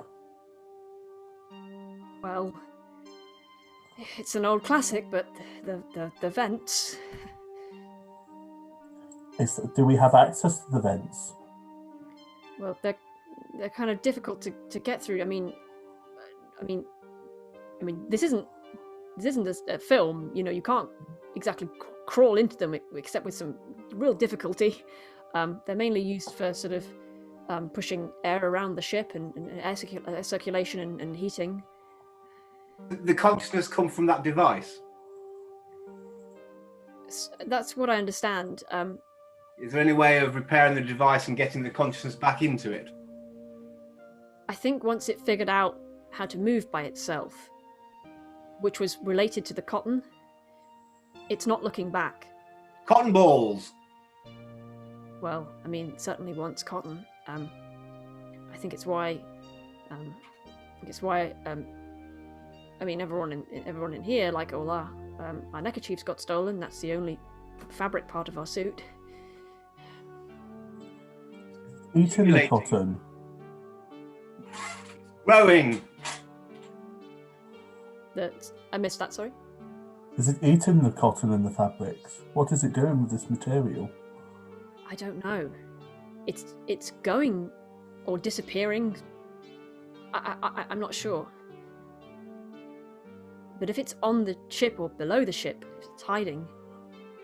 Do we have any more material? Can we coax it out? It seems possibly, yes.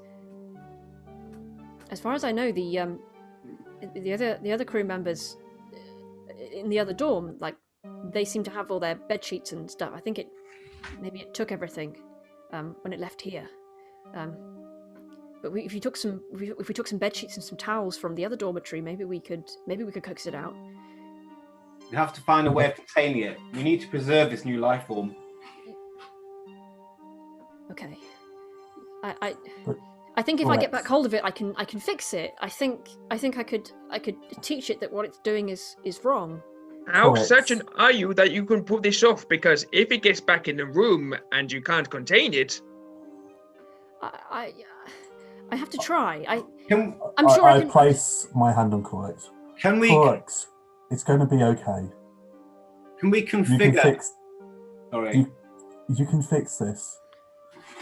But we're going to need everybody's help to do this. So you're going to have to tell the captain. But you could. I can't tell the captain. I can't. My job's on the line. People's lives are on the line. That's what matters now. If you don't tell them and someone else dies, we've lost too many already, Correx. We need everyone's help. And they kind of like just lower their face, and then you can see all the different scenarios kind of running through their mind. I gotta say something. If only, for. Okay. may I ask? So these, would you mind just pointing me the direction to get these towels so I can help speed up the process? Oh, sure. and they point down the corridor to the other side of the ship where the right dormitory is, which you know is where the captain and the pronunciation bunked together. Or you imagine the pronunciation didn't bunk because they don't have a body, but yeah. I was wondering, could we configure the healing pods in the med bay to become humane traps and put the cotton towels in one of those pods and rig the pod to close as soon as the cotton creature was to crawl into it? That could work. I don't know what we do after that. Well, we could tranquilize it inside the pod and take it somewhere safe, maybe to an uninhabited planet where it could live life in a happy way. I don't know. Maybe this thing probably faces criminal charges because that's what happens when you murder someone. It doesn't probably have a concept of murder. It's a child. It needs to be taught right from wrong. And nothing says right and wrong like some jail time. I don't know exactly if it is a child. It's some kind of entity stored in a way that can be manipulated through electronic means. So it's a pre-existing consciousness, not a new consciousness. Yeah, I sort of hacked it, if you will. Is it malevolent? I didn't get far enough to communicate with it. So we trap it first, and if it's bad, then we burn it. Sounds good to me. Okay. Anyway, I'm going to go and get these towels. And Professor moves off to go get the towels, and we'll be right back. Okay, so you head off to the right dormitory, and you open the door, and the captain is sat on her bunk because she was trying to chill herself out, and she looks up and what are you doing in here? Oh, don't mind me. I'm just putting together a little experiment just to test the air on the ship. Shouldn't take a few more moments. I follow the professor in, and I move towards the captain, and I say, She takes off her noise-cancelling earphones. Like, I think you need to talk to Borex. You're kidding? Porex killed? No, but he has something else that they need to tell you. All right. She heads off to talk to Porex. And what are you up to? I'm going to go to the med bay and see if I have enough computer and electrical knowledge to jerry-rig it up to become a humane trap. Okay, I think it's a lasers roll. So could you roll under your number, please? One die. Yeah, unless you can convince me that there is a skill or a tool you have that would help you do this better. My very, very fine twigs are almost like wires. No, it's nothing. Right, I'll just have to get to one then, won't I? Mm-hmm. I got a 2, which is equal, which is a lasers and feelings, but redundant. What does that mean now? It's a success. It's just a success. Hey! Yep. So, you mess about with this, and you try opening it and closing it, and then you check and you check and see how that's kind of done in an automated way, and then you fiddle around with some stuff, and you think you've got a good trap. So when it recognises a life form, you've got a good it little trap closes going. the pod. Sorry? When it recognises a life form, it auto closes the pod. Yeah, you can do that. There are because built into med pods are the means to detect pulse and brain activity and other things. So you can fiddle around with stuff and make that happen. Science obviously isn't there to tell you not to.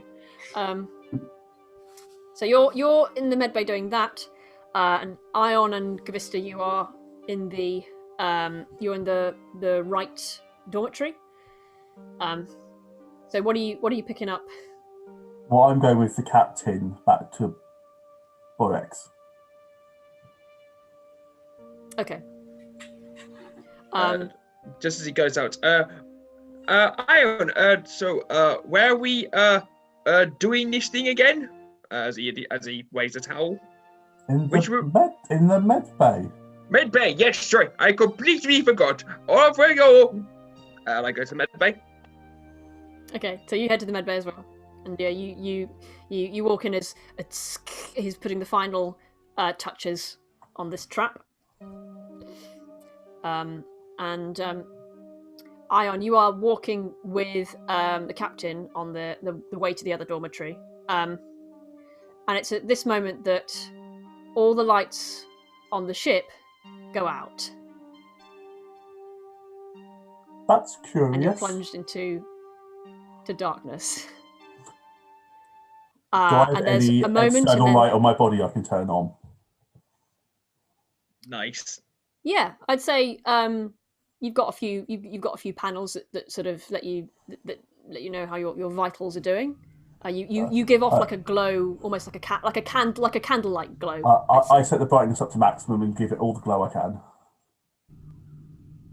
Okay, yeah, it's like you're kind of like you're about as bright as like a little phone. Like it's like you've turned your phone on and you're using it to try and. It's not a massive beam, but you can see around you, and the captain stops in her tracks and looks around.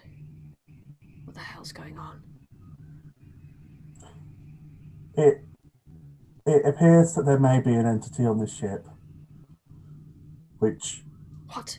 a crew member may have allowed on board. You choose now to tell me this? Well, I thought it was right that they told you. Porix is responsible for this. Borex is. Go easy. Go easy. She cocks her gun and heads to the dormitory ahead of you. I follow close. And Vista, lights all go out. Could I see an infrared? What fucking plant can see in infrared? I thought give it a go. You're not a phone from 2009. Like this is not how it works. Oh. You don't get it, if you don't ask. You cannot see in infrared. I can't. No. No. Don't act like I'm the asshole here.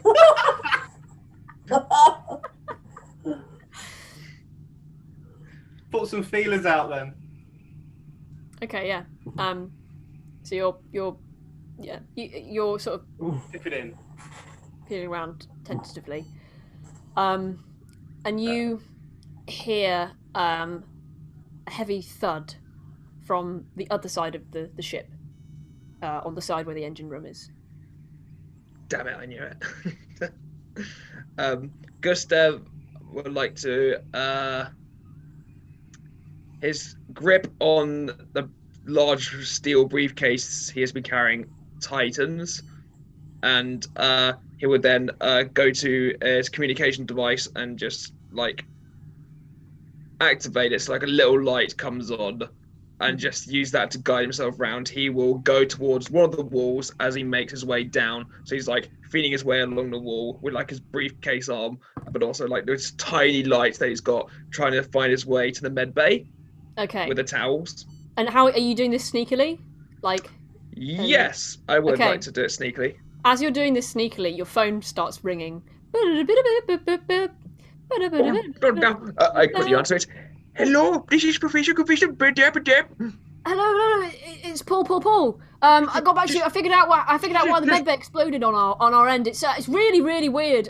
So basically, there was a great joke actually that No, I don't want to hear the joke now. One of Mark so much told me. No. You can tell it to me later when we're back on the ship. It will be even funnier that way. Okay. I need to know now, because things are very, very bad. All the lights have gone out on this ship. and we're not really sure what is happening. So, Oh. just please, just keep your voice down, but please tell me what happened on our ship. What was the cause of the explosion? Well, it turned out that well, actually, what we found was it looks we looked actually inside the air conditioning unit, and we found well, it was actually quite disgusting, like a sort of clump of like dandruff and like nails and stuff, like all kinds of skin cells and all that, and it was just Oh, like no. it clogged up the air conditioning unit, and no air could get out or in, and so it exploded, and the whole med bay went up, just localized to that room. So I don't know if that helps at all. Wait, and this was on our ship? On our ship, it's dead weird. And the fact that happened, and then Darcy started freaking out, just weird. It's Darcy. I will call you back. Thank you for the information. Keep me updated. We will try and get back to you as soon as we can. I close it off. Oh, okay. You got him I off. just can't pull off. Okay, excellent. Where's Captain Darcy now? Is he still in their med bay? Yeah, he's still in the med bay on the ship that you're on, because yours blew up. You used theirs. Yeah. Oh no. Oh god. Okay. Okay. Okay. I keep making my way to the med bay, very slowly and stealthily. Okay, so you head over there, and I believe that is already in there. Yeah. Yeah. So you're holding out your fronds, and you feel something. Yeah. Hello. It's Oh, me. hello. It's Professor Kadapa there. I figured something out. You know Paul on our ship. Yes. He just got in contact with me. He said that this the cotton stuff, it was on our ship before it even went on their ship. It's what caused the explosion in the medical bay. So the consciousness forms an area, and all cotton within that area becomes conscious. Most likely, but that means it was on our ship before we'd even reached theirs. So just to clarify the timelines here, you understand from the crew that Derek was killed before you arrived. He was killed some hours before you arrived, and the incident that happened on your ship happened as you were approaching the other ship. So we entered a consciousness bubble, which animated our cotton. You're not sure. You don't have enough information to clarify exactly what's going on right now. Did we have cotton on our ship? We had love. So Paul told you that the air conditioning unit was clogged with it was clogged with like dandruff and like fingernails and like other stuff that normally drops off of people. Oh. We need to find their captain. Perhaps you would put the towels in the trap rather than just holding them. Oh, of course. Prime the trap, just in case it works. Right. Let's continue to the medical bay. We need to be quiet. I really do not like this at all. What's the captain currently doing? The captain is also enclosed in his own medical pod. Oh, sorry, no, the captain of this ship. Oh, the captain of this ship. She is like stood in the doorway with her gun pointed at the poor chef, Porex. Porex has got their hands up and go, I didn't kill them. The captain's like, I don't care. You did something that caused them to die. You better start talking now. I'm going to have you court-martialed. Captain, you don't need to raise your weapon. He's told us everything. He wants to help. This person is responsible for the deaths of 2 of my crewmates. This person made a mistake, as I'm sure you have in the past. Pretty damn big mistake. But still a mistake. People can still go to prison for mistakes. I've seen it happen. I'm not saying that's not going to happen, but you don't need to shoot. Captain. You're going to need to roll feelings for this Yeah. because she is like, she is If not. you do shoot, make sure you choose stun, just in case. Not sure if she's in the right frame of mind to discern. I think that will give me bonus dice here.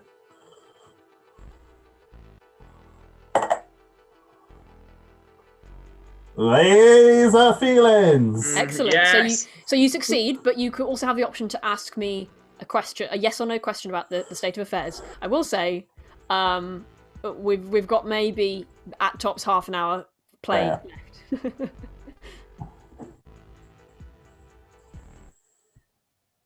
Oh, I don't think this far ahead.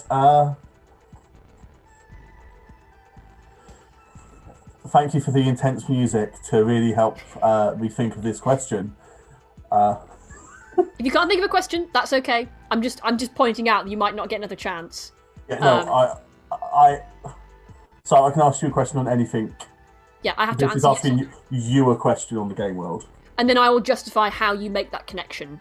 I want to ask you whether both these people in this room are good people. Yes.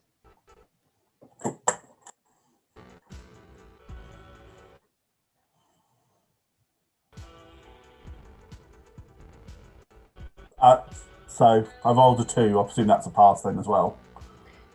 Yes, it is a Yeah. success. So you're pleading with the captain, and she takes a moment. Sorry, yes. What do you say? Please, you're both good people. I know. It's what I was built for. And she takes a moment to. She looks at you, and she looks back at Porex, and she takes a moment to compose herself. All right, Porex, I'm not going to kill you. But you're sure as hell getting arrested when we get back planetside. She puts the gun down. I hug the captain and say thank you. Oh, jeez, not the time. What are the others doing?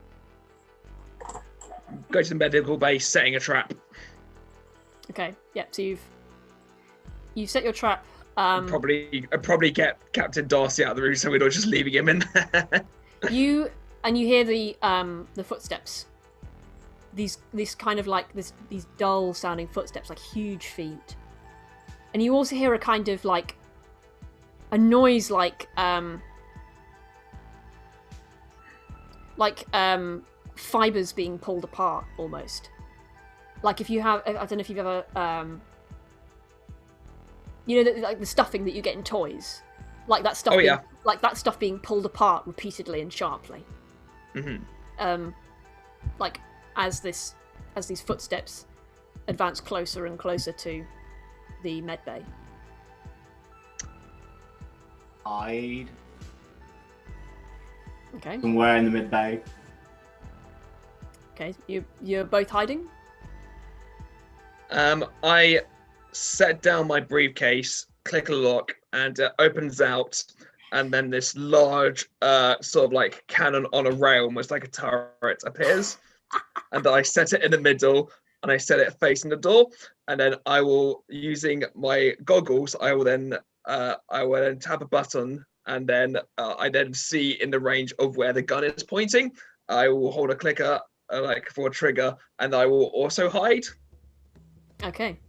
This is meant to be a surprise. If you put an auto turret gun away, There seems to be miscommunication in the plans here, but I love it.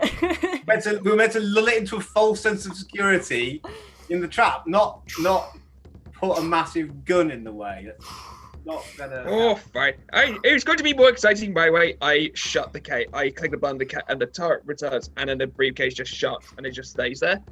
The whole point of me being on this ship is to meet other sentient plant life forms. This is my role. This is my job. You hear the footsteps stop outside the door,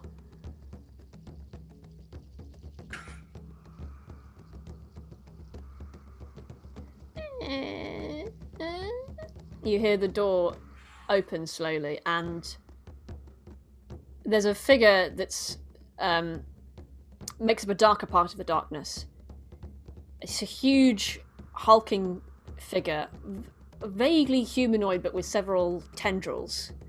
And it has these kind of soft edges to it, and in the darkness you can't quite make out anything more. And you notice, oh no, you wouldn't notice because it's too dark. Never mind. Red. You don't fucking have infrared, guy. Shut up. You perceive this figure. There's like a tiny bit of light from. There's like a tiny bit of backup light from the medbay panels and things. You see this figure move into the room. What do you do?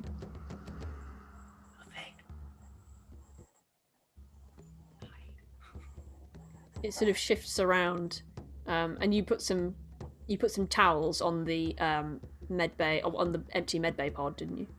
Inside the medbay pod, yeah. Yeah, I guess you would have moved Derek's body then, because he was on the other one. Well, There were two pods, and Derek was on one of them, and Darcy's in the other. I assume there were more than 2 pods, but if I'd known Oh, that it was yeah. just 2, then I would have taken the body out, yeah. Yeah, I imagine. It doesn't matter. Yeah, okay, whatever. It's dealt with. It's done. You see this figure move over to the pod, and you hear this kind of like this tearing of fibers noise, and you realize it's coming from the ground with every step this creature takes, and it reaches out towards the med pod, and you see that the further it reaches out, the threads that hold the towels and bed sheets together start to unspool themselves. It doesn't even need to pick them up.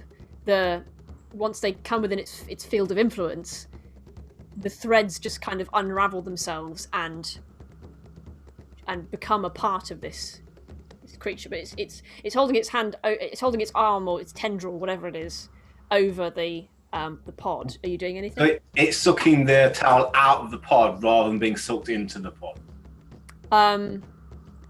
Yes. Yeah, because the pod doesn't suck it. Sorry, there might have been a miscommunication in the way. I was hoping it would crawl into the pod to. It's way too big. It's like big. It's like twice the size of you. Well, that's good, because I was just going to say I was going to run and jump and shove it into the pod, but you've just said No. It's like twice. It's like maybe twice the size of you. It's really, really big. It's a really, really big creature. I should have clarified that, but yeah, it's got these heavy footsteps. Well, I guess I should make contact with it then, since that's what I'm here to do. Okay, what do you do? Hi. In the silence, your small hi just rings impossibly loud. And the creature shifts around, still pulling the strands of cotton from the towels and the sheets. I'm like you. I'm not a threat. I'm a tree.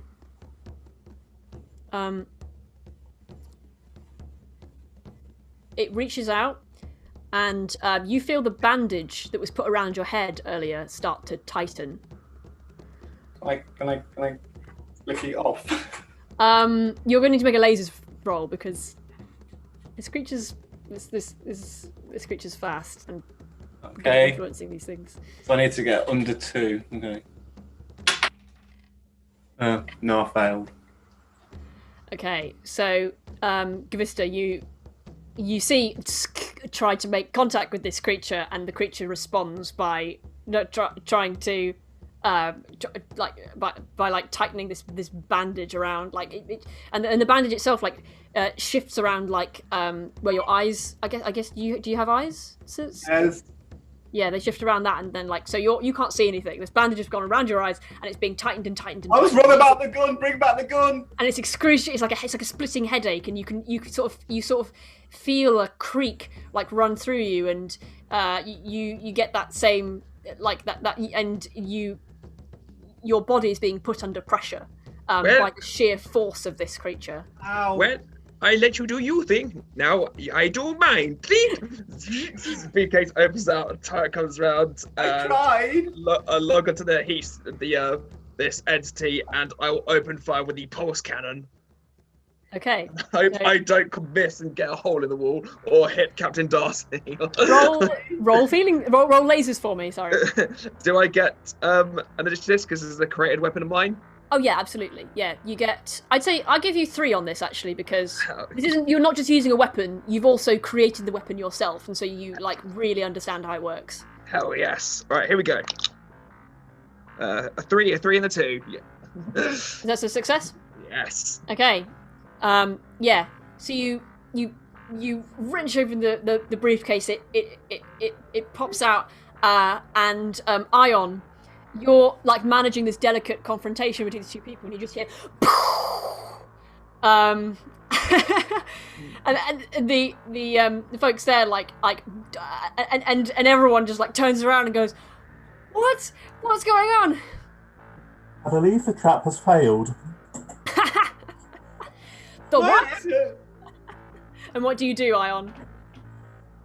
What does the captain do? The captain takes off at a run, the captain takes off at a run, is like trying to figure out where the noise came from. I turn to Borex and ask, yes. Are there escape pods on this ship? There's a couple. Our boss is very sort of budget conscious, and we got stripped back a bit. So there's Borex, can you get off the ship to safety? You're helping me? I'm helping you. You Thank made you. a mistake. Thank you. And they actually run forward and hug you. I hug them back. And they step back. Am I going to be... Putting my stun laser, do I have any way of creating fire? Is it just stun laser? If you... The stun laser is like a taser. So it does not create... I don't like... It has a kind of electrical charge, but it's quite difficult to create fire with it. Like, you'd have to do some fiddling about. Okay. Is there any oxygen in this med lab? Oh yeah, there is, definitely.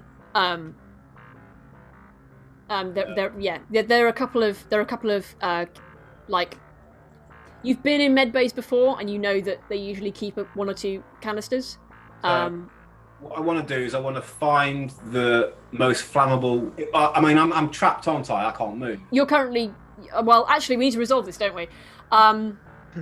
So, as you're feeling this sort of creaking and this like and this sort of bending of wood, and you can't see anything, and you're terrified, and then you hear this right next to your ear, this huge explosion, and suddenly you're released, and Gavista, you let off this shot, and you see the creature like the light from the blast lights up the whole room. And you can see that this strange creature is completely made of these fibers and of whole bits of cloth and lint. And you blast a hole in its torso, and it's the hole just sort of hangs there in midair almost. And then and there's a smell in the air of like of burning fabric and like when you leave too much lint in the dryer, and that sort of burning smell. The whole and the creature is like knocked across the other side of the room, and like it smashes some test tubes, and some hypodermic needles fall on the floor, and it's kind of incapacitated at the moment, but it's like gradually like moving back together again. Oh no, you don't. Luckily, I can fire again with a push a button. See? And I fire again. Okay. I'm going to limit your amount of shots on this because this is Of very course, powerful. yeah. weapon. Hold up. I Okay. try to find the most flammable liquid. If I find some, I chuck it on the lint monster. I'll tell you what you find, actually. Sorry? I'll tell you what you find. You are like rifling through the. You're released, and so you run, and your instinct is to try and find something to set something on fire. So you're with your ears ringing and the sap in your head vibrating. You find a few tubes of reduced rubbing alcohol paste. So basically, it's alcohol. It's rubbing alcohol for wounds, but it's been reduced to like a really, really, really concentrated form, so that you have to use hardly any of it. It's almost like a kind of like syrupy paste. Hmm. How am I gonna? I'm gonna. You find like What are you doing? you find like 3 tubes of this stuff. Better hurry it up. I'm about to push the button. What are you trying to do? What I do is I get one of my really sort of bendy branches and I use it, bend it back, and use the elasticity of my branch to catapult the tubes into the top, and I'll poke some holes in and shit. Okay, so you roll lasers for me, please. How many dice? I say roll 2 because you're using a tool. So that you get 2 dice. Oh, lasers. That means 2 are under, doesn't it? Yeah, because you're taking a risk here. You're being badass. I got 3 and a 4 shots. No, I didn't make it. So what actually happens is you fling them across the room perfectly.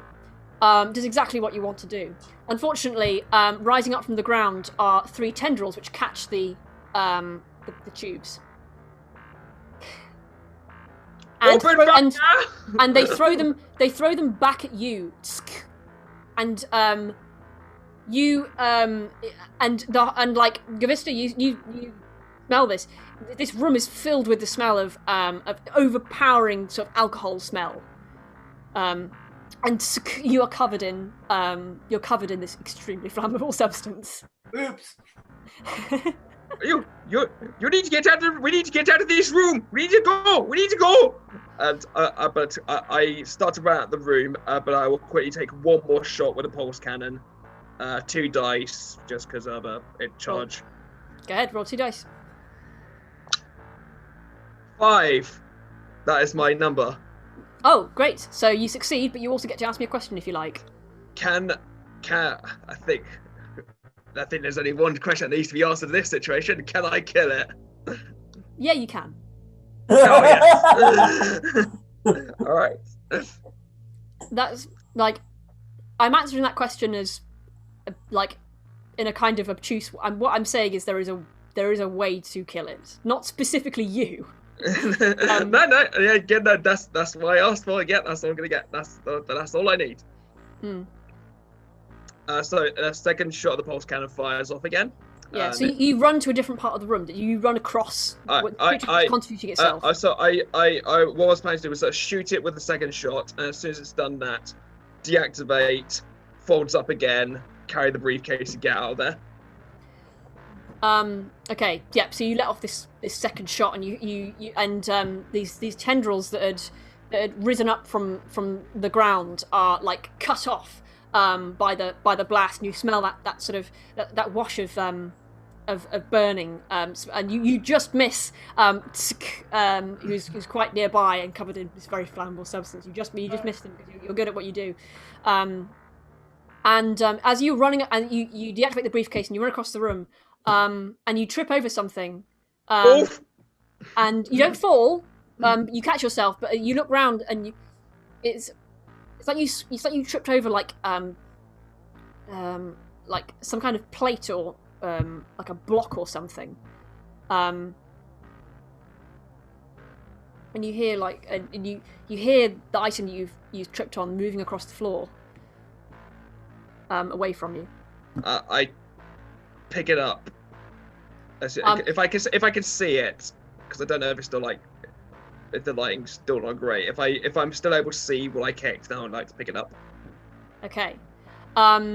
You reach forward and it's it's moving quickly away from you, but you just manage to like pat the ground and find it and grab it. It feels like a circuit board, but like made out of stone or something. There are holes. You can feel that there are holes on either side.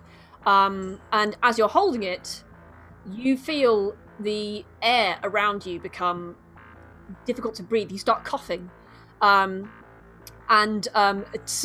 you notice that all the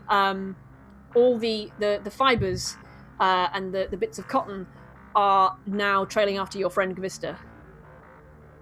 Right. So has Borex now done a runner, as I've requested? Yes. They've run off to Cool. They've run off and they've taken one of the pods. So I want to follow after the captain and towards the noise that is currently happening. Okay, so you and the captain and the let me just check the map so that I'm doing this right. So the captain runs back down the corridor to the lounge area, and just as the door to the lounge area opens, and in the sort of the very dim sort of security lights, you can see Gavista currently being like surrounded and encapsulated and hacking and coughing as these fibers of cotton are starting to constitute themselves into some kind of form in front of your eyes. Do I realise that it's happening because he's got this piece of technology? No, you have no idea what's going on. That's what you see. Right. I run in and try and help yank it away. Just okay. So yeah, Gavista. So you push past. There's a captain as like shaking with her gun out, and you shove past her. Gavista. Ion appears out of the darkness. You're coughing. It's so difficult to breathe. You can barely see because there is lint is like forming on your face and like starting to cover and get into your eyes, and your eyes are going red, and you feel the fibers getting into your mouth, and suddenly you feel this block in your hand. Someone is trying to take it off you. What do you do? I try to. I drop the briefcase, reach for my phaser, and I will shoot it. The block. Shoot at the block. The thing the device I'm holding. Yes, the block you're holding. Yeah. How big is it? I'd say it's about this big. Sorry, my hand was out of frame. This big. I will. In that case, I won't just shoot it out of my hand. That'd be stupid, even for me. I will drop it on the floor, and then I'll shoot it as best I can. Okay, roll lasers for me, please. Okay. Do I get extra dice for this because I'm good with weapons? Yeah, I'll say yes. Woo! A 2 and a 3, success. Okay, so Ion, you're trying to wrestle this out of your hand, and then suddenly Gavista lets go of it, and it sort of like falls. That's a good point actually. Ion, you suddenly get the block of whatever it is. Are you trying to hold on to it? Are you dropping it, or? Well, you said I didn't know what it was. You don't know what it is.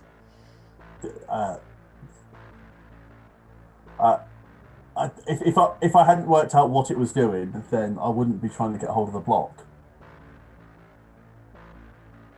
I was going in to help the professor.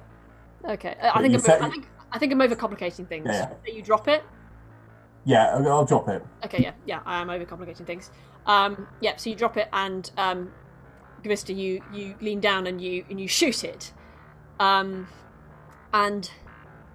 there's a crack, and the air goes kind of still and silent, and Gavista, you're there with struggling to breathe, covered in this stuff which is now like starting to get into your clothes, and everything is very still and quiet for a second. You can feel the particles in the air freeze, and then suddenly, as if gravity's been switched on again, the being constituted from cotton just falls to the ground. Can I breathe again? Yes.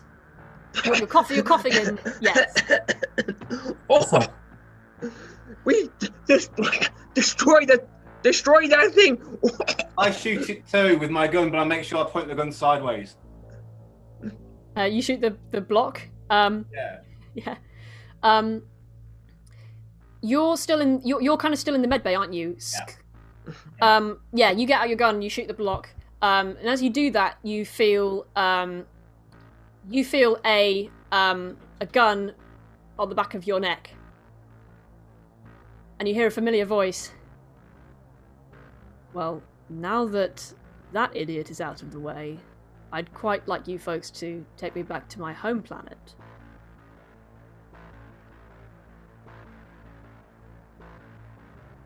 And it's Captain Darcy's voice. No. Damn it. Okay.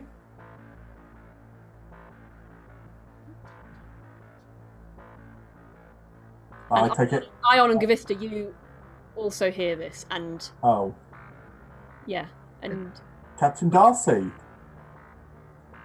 You're okay. I walk closer towards them. I think you're not really in a position to negotiate right now. I want you to take this ship, and I want you to take me back to my home planet. No. I do not understand the captain. This is not the first mission we have been on. I'm not your captain. Oh dear. Lower your weapon and we'll do what you say. Or I could shoot your friend right now, and then shoot all of you, and then just sort of take the ship by myself, but I'm in a good mood. I've already taken control of the ship. You need me to fly. It's true. I'm the captain. Lower your weapon, Captain. I need you to make a feelings roll. Sorry. I know I told you guys not to start shit, but I was like, we have to resolve this thread because otherwise people are going to bother me about it. Who's rolling a feeling roll? Me. Ion, because Ion is doing the negotiating here. Oh, I've got another laser. Yes. Did you already ask me a question? I have, yes. Okay, so you just succeed. Yes.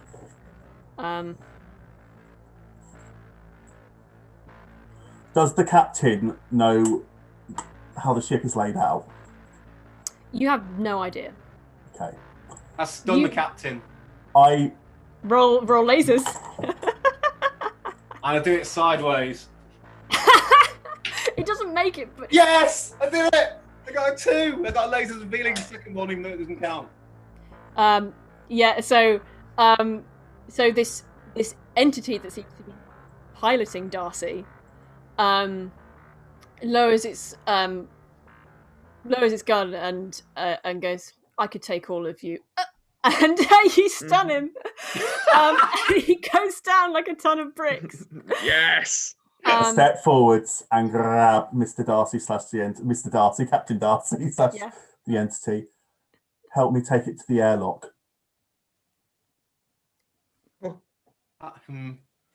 See, if we had an active med bay, we could freeze the captain with the entity in it and deal with it later. Because our med bay is broken, we can't do that. So we need to freeze it here in this med bay. Is there a cryo chamber we could freeze him in? That's what we need. The captain looks at you. We used to have one, but when we got stripped back. Oh. We need to captain to keep the creature inside. Do we really think the captain is still alive?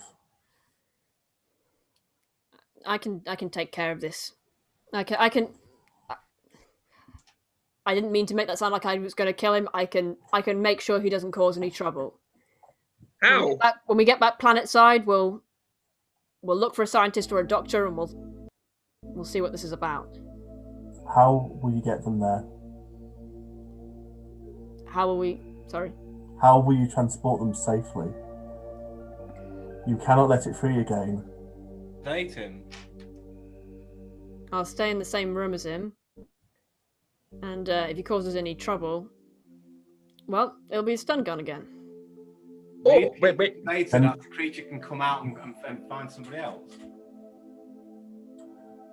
Or you can lock me in with him. Then let me stay and help.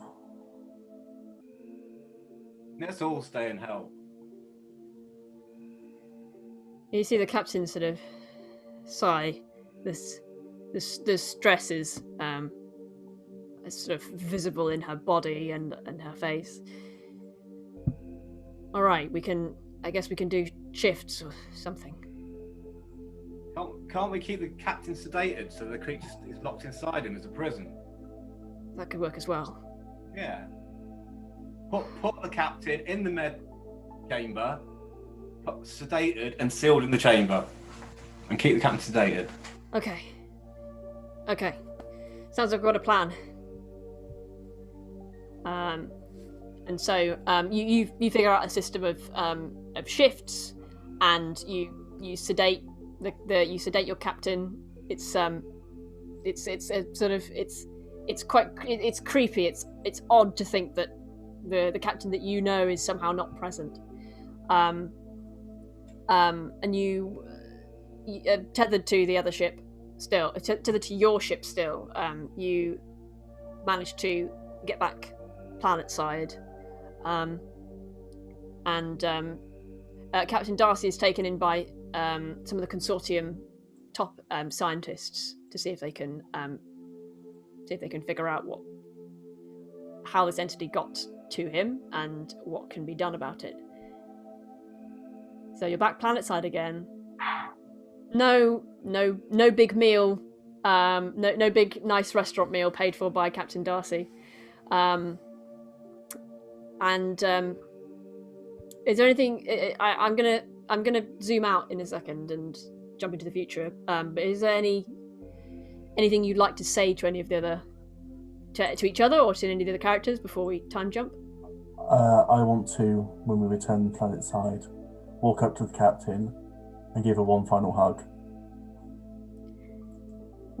You feel that kind of resistance again, and this time she's still not cool about it, but she accepts the gesture that you're doing and reciprocates kind of a little bit awkwardly. I would say, Professor, I'm sorry I should have trusted you, but I just needed to try. Of course, it is absolutely fine. We did have a plan. It's just that I wasn't expecting us to be in the room when that thing came at us. I just didn't want to be in the room where it happened, some might say. Not me, not really. But thanks very much for having a rather big gun. Hey, if it wasn't for you, we probably would have all been shipped off to another planet by the captain if you hadn't stunned him. Oh, fair enough. Yes. You did good. Do forget the robot that taught the captain down. Do forget to say anything about Ion. You're a robot. And as you make that realization, the camera pans up. You're walking into town together. The camera pans up and fades to black, and we fade back in again. And what I'd like to do is what I do at the end of all my one shots. I'd like you to give me a little vignette of where you think your character would be some time from now. So it might be in a week's time, or it might be 10 years' time. A little vignette of what they do in the future. Or if there's any loose ends you wanted to tie up, or anything like that, this is the time to do it. Okay, so I'm walking on an alien planet, on another journey in the future, and I'm walking through the cotton fields. The little cotton bug goes, hello. And I go, That's your vignette? yeah. Thank you very much. Thank you for playing. Ion and Gavista, what are either of they doing? Do you want to go first? Hey, you can go first. Okay. Oh, fuck. Professor called Mr. Derp, sometime as in the future, he has decided to help get in the process of raising funds for the rest of the Federation, so that no ships are short on budget for improving their security and safety protocols. But when he's not, so he likes to give back a little to like the Federation, as it were. When he's not doing that, he's also raising mice on a farm. And, and in a secluded like huge fields for mice. Oh yes, Derp goes big, and one of his next new major inventions is he likes to train them, and to eventually attach tiny miniature pulse cannons on the back of them. Amazing. Pew pew pew. Results are various at present. Excellent. Yeah, you wake up in the morning to pew pew pew pew pew. Excellent. Thank you, and thank you for playing. And where do we find Ion in the future? Sometime in the future, we don't know how long, because Ion doesn't age. He's looking at a loading screen in his happy place, but then the screen loads and he takes in the information. Ion goes on a journey. He goes across the system, travelling like a nomad until he reaches a deserted planet far in the outer reaches of the cosmos. He moves through a market there and then sits himself down at a cafe. He orders some food that he knows he cannot eat and waits as he sees a Borex deliver it to him. Oh. And yeah, you and she they see you, and they just sort of, they've got the food and are just sort of standing in amazement. That's where we'll leave that vignette. And thank you for playing. Thank you, everyone, for playing. And thank you to everyone who's who has been watching live and who may have watched not live. You're watching the recording of this. I've had a lot of fun, and it's 5 to 10. Well done, guys. That was awesome. For GMing. Yay, thank you. Awesome. And many thanks to Richard, our technician, who has been doing all the music, has been monitoring the chat to make sure that there's no bad people on the chat, put up the break image for us. I couldn't do as good a stream as this without technicians, and Richard has been awesome this evening. You know what? You're right. I really am the real hero here. Stick your camera on. Stick your camera on for a second, Richard. So we can There see he you. is. Yay. Hello. Gone again, like a candle in the wind. Oh no, candle relit itself. Because I could see we kept that off. Making sure that shouldn't be behind me, but it's just like having a bit of a sit. Push away your photos of Boris Johnson now. Hey, that was my first political joke! Yeah, when I was like, "Hey, folks, we're not gonna do big political themes in this game," and John was like, "Oh, great, I'm just gonna delete the extremely political character that I made. Sorry." And then we have Ion. No, I'm gonna stop as well. But yeah, it was really fun. It was really fun. I really enjoyed it. Okay, I'm going to wrap up the stream here. Thank you again for everyone for joining us. If you are interested in joining Comedy Society, who are the society who put this on, and if you want to become a member, which will enable you to perform in these streams, I'm going to put a link to our Discord in the chat in just a second. We also have more shows like this coming up in 2 weeks' time. Fraser is going to be DMing a Halloween special of Dice and Cosy, with monsters and magics and stuff. And if you go to the Comedy Society Facebook page, we also run tons of events. Next Friday, we're doing Drawful, which is a really fun interactive online game where you draw really shit pictures and then come up with fake titles for them, and then you have to figure out who came up with the real who you have to figure out what's the real title. That's a social that we're doing next Friday, and you can find out about all our events by going to our Facebook page. I'll put all the links in the chat. But yes, with that, we're going to sign off. Thank you to everyone for watching, and we're going to wave bye bye to you. Bye bye.